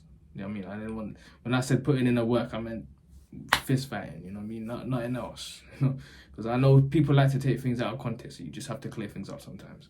brawl going on backstage at Rolling Loud. And as the days went by, K-Flock just continued to go more and more viral, with his name rapidly becoming part of the mainstream. Fuck's sake, my finger's about to die. Rappers coming out of the Brooklyn drill scene before him, K-Flock was also hitting the mainstream and going viral with his amazing dance moves. His Getting Sturdy dance move, a trend first brought to the masses by the likes of Pop Smoke, but taken to the next level by K-Flock, would become hugely popular on TikTok. And a compilation of his most sturdy moments uploaded to YouTube in November 2021 would prove that there was more to K-Flock than just... Yeah, I saw that. I was gassed when I saw that. And off the back of all of this attention, K-Flock and his team would capitalise and continue building momentum for his music career. On November the 5th, he drops his hotly anticipated DOA mixtape, much boosted by the release of the remix of his track Being Honest, that came with a guest appearance from Chicago drill legend G Herbo. But at a certain point, if you're known for gang activity and things start going a little bit too good for you, it doesn't take long for the cops to start looking into your situation. Eventually, K-Flock's movements would attract the attention of the NYPD, who probably weren't the biggest fans of Bronx Drill at this point. In the weeks that followed, multiple Bronx Drill rappers would find themselves in hot water. Definitely not fans of the drill scene. In fact, on November the 14th, 2021, both K-Flock and D-Thang would find themselves being picked up by the law, with D-Thang catching a gun charge and being sent to Rikers Island, all while K-Flock was getting arrested the same day for apparently having a gun in his shoe in a scene that was... How long do you get for guns out there in New York? I go crazy like that, huh? So it's all, I'm wilding out. Huh? Free the flock, man. Free the flock. After both rappers found themselves behind bars, D-Thang would call in from jail, telling listeners that he was high off Noah, seemingly still able to access high-grade smoke from inside a jail. That should be the last thing on your mind. You want to beat the case and you're still talking about smoking on different people, man. This is how you know these guys are just tapped. You know what I mean? My focus is on, cool, how am I getting out of this bitch? Nah, bruv. Smoking on this one, smoking on that one. But obviously, for their little fan bases and that, but still.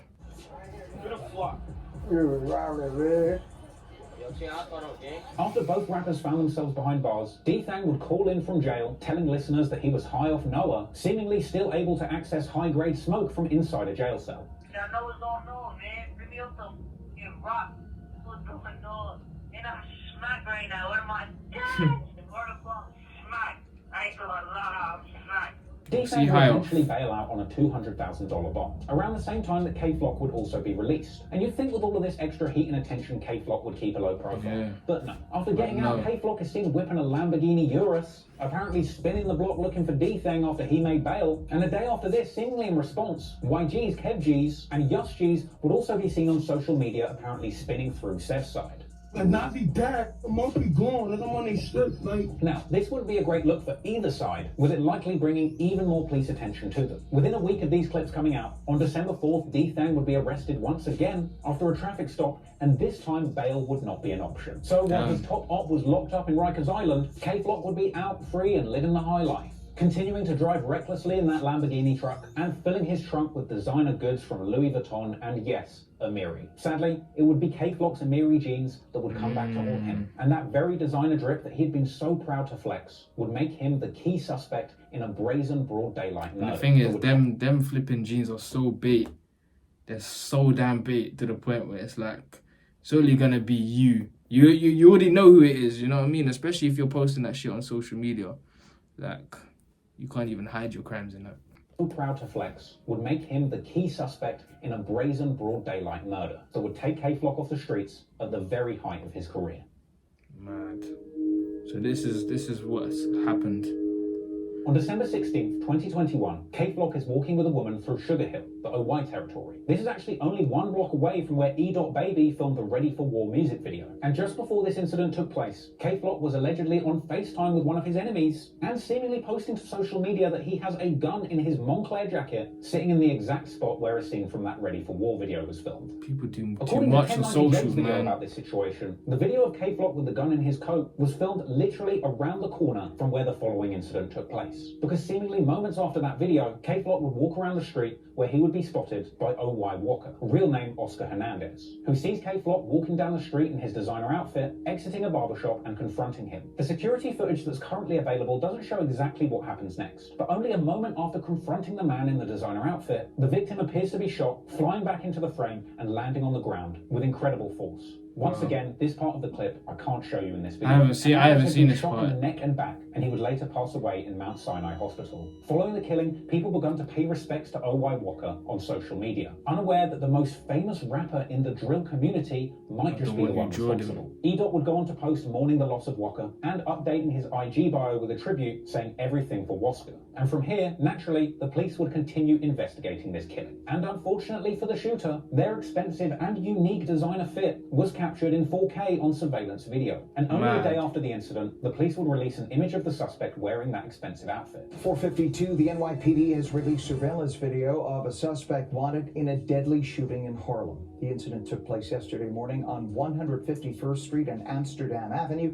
According to police, Oscar Hernandez was inside a barbershop and the victim went outside. You know this guy's got bare fans, so they're probably calling up saying, if you lot offering 10K, I think I know who it is. Like, this guy he's a popular rapper, you know. You can't even hide your crimes in them jeans, man. I already said that, but I'm gonna say it again. Like, when you dress that uniquely, that's not even a word, but I'm gonna make it a word now. When you dress that unique, you're bait. It's only gonna be you. Do you know what? Let me just finish the video and I'll say what I have to say after this. And the victim went outside to confront him. He was fatally struck in the neck and the back. He was later pronounced dead at Mount Sinai Hospital. It was only a matter of time before they would piece everything together. Soon after this, K-Flock was identified as the alleged shooter, and a wanted poster with his face and name was issued citing second-degree murder charges. A social media post circulated seemingly showing K-Flock trying to get any outstanding recording done before he goes away for a while. And then on December the 23rd, K-Flock would surrender to officers at the 30th Precinct. At this point, the NYPD would confirm that their well-dressed murder suspect was indeed in custody, only 2 minutes away from where the shooting took place. So the fact that he's handing himself in he must think in his mind that he can beat this case.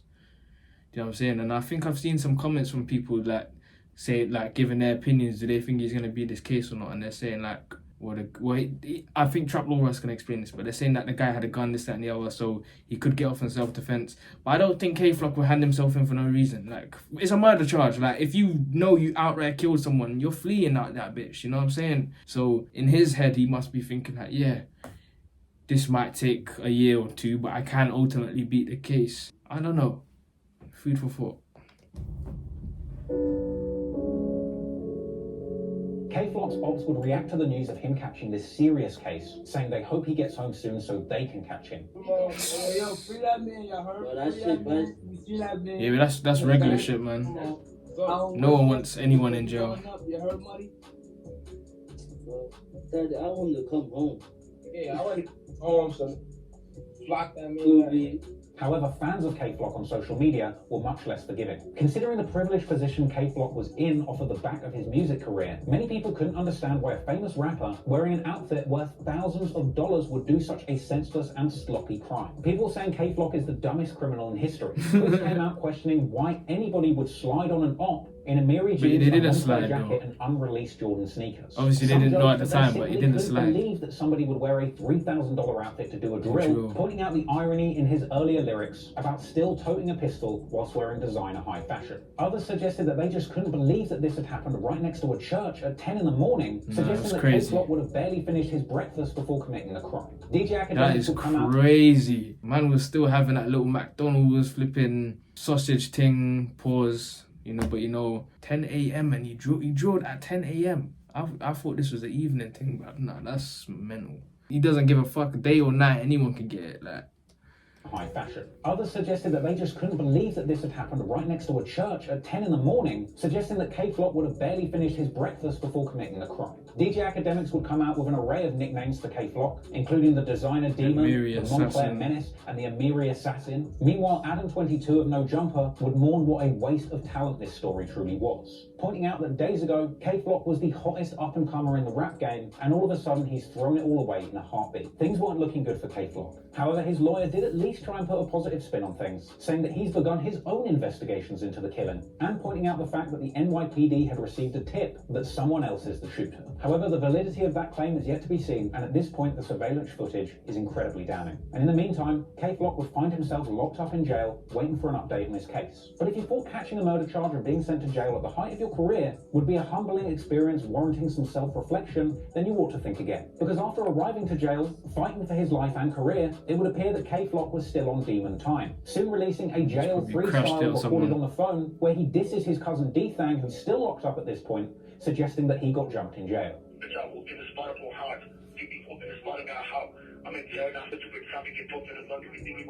In response to this, D-Thang would come out with his own freestyle recorded over the phone from jail, responding to and rebuffing K-Flock's lyrics. K-Flock, why you not doing that? They said I got hot. You know that cat. And for what? We gonna get to the fact you show me face to face and you wasn't on that. Like, no, hey. But you got here like 3 days ago. Like, who did you touch? Like, who got can't talk too much, forgot I'm on his phone. After this, more nah, they're both hard, bro. Free them. I hope the right decision is made on their cases. But ultimately, I hope it was really K-Flock defending himself. Do you know what I'm saying? Because they are both flipping talented, man. It is a waste of talent. Obviously, D-Thang's not as serious. I think D-Thang will probably be out sooner rather than later. Could still be a long time. Gun charges are usually quite a lengthy sentence. But K-Flock, on the other hand, we never know, man. But free them both. Could not believe that these two would continue beefing from behind bars as if nothing had changed. Legend of Brooklyn drill Fabio Foreign would even come out to comment after listening to these two jailhouse drill disses, saying jokingly that he loved this newly invented genre of jail phone drill songs and claiming that this is the only genre of music he listens to now. I ain't never seen do the jail phone drill diss joints. I ain't gonna lie, I'm jacking the jail phone diss joints out. That's, for matter of fact, from now on. I'll be real, I am not jacking. I don't want anyone in. Like, bottom line is, I'd rather you outside recording in actual studios instead of jail phones, realistically. Do you know what I'm saying? And let's not try and make this a cool thing to be going in jail and dissing on the jail phone, because a lot of youths will see this and be like, alright, cool, like, let me go jail now and start dissing my pagans when I'm in jail, bro. Like, there's a fetishization with certain gang members in jail. Like, I feel like a lot of people like going to jail just to say they've been jail. It's weird. Phone diss joints out. That's, for matter of fact, from now on, the only music I'm listening to is jail phone drill music. I'm not listening to no other type of music. Fabio's right. This is definitely a first for hip-hop, but it really does just sum up the broken mentality of these two young men. For better or for worse, they're so motivated and obsessed with this street beef, which is understandable considering just how much bloodshed there's been on both sides, that ultimately fame, money, cars and designer clothes, or even one's own freedom is inconsequential when their only motivation is disrespecting, hurting or killing their opposition. Nothing else matters but getting down the odds, and they don't even care if that's their own flesh and blood. At this point, ultimately their hatred for each other seems so deep that it's hard to imagine that these young men could ever mature and move on from this, pointing their focus to other more important things in life, like their careers, making incredible art, or looking after their families. And sadly for K-Flock, he appeared to have had the clearest and biggest opportunity to break that cycle, but unfortunately, that simply wasn't enough for him to change his ways and break the cycle. For real. There's overwhelming grief following the death of 17-year-old Brandon Hendricks. Outside his building tonight, candles glow in the shape of his initials, J.E. Police say he was shot in the neck outside an apartment building on Davidson Avenue. He died at the hospital. He was just a chill guy. Loved ones lit candles and shared stories of 17-year-old Heather Wirtz. Now, police say the R.I.P. to everyone, man, that's lost their life in this war. Shot one time in the back. A police source tells. Nah, for real, I'm gonna say that again. R.I.P. to everyone that's lost their life in the war, man, because bottom line is this just results in families and friends not having their loved ones, mothers burying kids and shit. Like, it's not cool, man. You know what I'm saying? Even when I react to these videos, I don't think I've ever said any of the names they reference, because I don't, it's not my beef. Do you know what I'm saying? And bottom line is, they were real people. So I don't try to diss anyone, or I don't try to act cool or anything. Like, whenever I hear the music, I might hear the music and just bop my head to it. But bottom line is, like, I don't see anything cool with just people getting killed. Do you know what I mean? I think the music is cool, but I don't think the fact that people getting killed is cool. Let me just finish this video and then. Tells me after the 15-year-old was shot, he made his way around the block towards his home. Police found Vasquez in an East Gun Hill Road apartment around 10 p.m. earlier this month.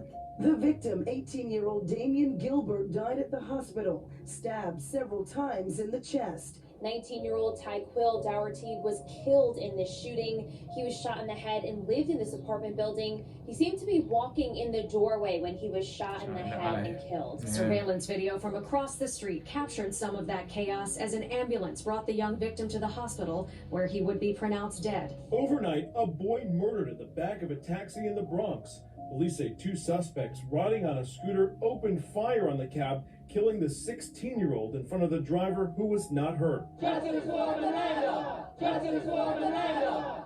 I feel like I could have a heart attack and die. Like, this is crazy. It's unfair.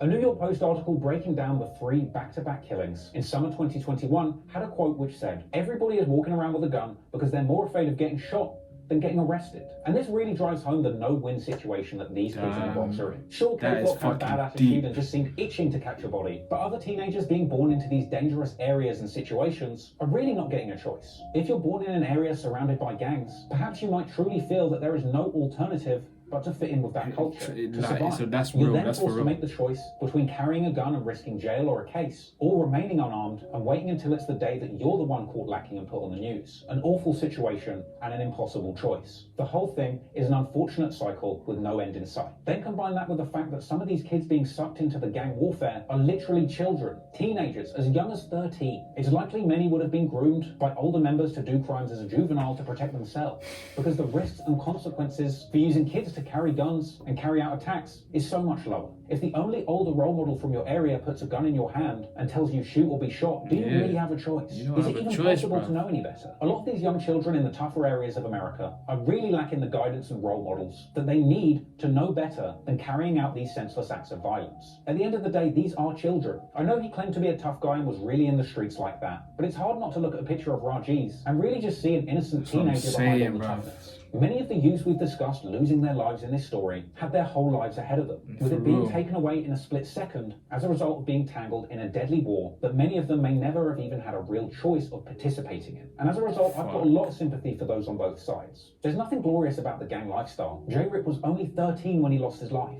That's not glorious. Even though the news described him as a young gang member and the intended target of an assassination, at age 13 there is just no way that you have a true appreciation of what you're getting yourself into. It's unfair to say that he deserved it, or he could have even appreciated the risks that he was growing up around. I personally look at everybody involved in this story, the killed and the killers, as victims of a much wider problem. Because at the end of the day, everybody involved has been forced to do evil by a vicious cycle of violence that sadly just never seems to end. It's easy to say that K-Flock should have known better, because by the time he allegedly killed someone, he had hit songs, lots of money, a record deal, and a bunch of designer clothes. But let's not forget, he too was still a teenager, lacking guidance and lacking the proper understanding to navigate the gifts that he had been given over the course of his rise to fame. It's easy to say that he's a dumb criminal doing a drill in an expensive outfit and getting caught, but really he was the victim of a broken mindset before his success even kicked in. All he heard his whole life was kill or be killed no matter what. Perhaps he should have moved out the Bronx by that point in his fame, but perhaps no one had told him that's what he should do. Maybe he was kept there by pride, ego, or by simply not realizing that at that level of fame, he was no longer safe in his city, anywhere. I just hope that at the very least, this video can be a lesson for the next generation of young men growing up in a difficult environment. That life is precious, and there's so much more to life than your block or your office. And you don't need a record deal or a $3,000 outfit to realize that. Even when you're born into the most challenging environments, there's always a way out. But you have to make that decision to break the cycle of crime and violence so you can make it a different way. Whether it's through music, education, entrepreneurship, sports, or whatever your passion is. The only way to truly have a chance of surviving is breaking the cycle and being a shining example of what's possible. Sadly, it just doesn't look like K-Flock was able to do that in time. But I hope from here, many of the other names that we've mentioned in this story that still have their lives and successful careers in rap can make that change and live long, positive lives as artists. I hope you found watching this video interesting and educational. Thank you for giving me your time and watching it. And finally, rest in peace to all of the young men who tragically lost their lives over the course of this story. Young men and women. RIP to everyone, man. Now shout out to Traplo Ross, man, because he actually gets it. He actually fucking gets it. Do you know what I'm saying? Like, you know what I'm saying? A lot of people just make these videos for the views and just talk about, yeah, he got killed. Do you know what I'm saying? And just start wiling up views and that. But he's actually like broken it down and explaining the issues and explaining ways we can overcome it. Do you know what I'm saying? And he doesn't look like one of the people that will ever be a victim of gang life, but he gets it. It just starts with us, man. Like, it just starts with the people. Like, you just have to make that change. If you ever live in an environment where it's like everyone around you is in the streets, you've got to be thinking like, cool, how can I get away from this? You know what I'm saying? But you know what it is, man. He explained it better than I ever fucking can. So all you need to do is just listen to what he just said. And shout out to Trap Lord Ross one more time, man, because that was fucking like, that was emotional. That was a real fucking documentary he did there, man. Murder in Moncler, the Bronx is deadly gang woman. Again, shout out to him because he's broken it down now of who's from where, the OY, OGs and all everything. You know what I'm saying? Because that was a bit confusing, like OY and OG and OY, OG. What did that mean? But he's broken it down and he's clearly done his research. So shout out to him, man. But yeah, this was a long one, man. I kind of had to break it down in multiple parts just so I could like not use all my storage and everything. But yeah, man, that's literally the end of this reaction. I ain't got nothing else to say. RIP to everyone mentioned in this video. Make sure you guys like, subscribe to the channel, follow the socials. Should be on screen. If not, they'll be in the description below. Comment what you want me to react to and everything. And I'm out for now. But I'm knackered right now, man. I'm so tired right now. But yeah, love to you guys, man. And love for just showing love, man. All the comments, the likes and everything, I see it all, man. And I appreciate you guys so much. So anyway, let me stop with that soppy bullshit. Make sure you guys like, subscribe, and I'm out. See you.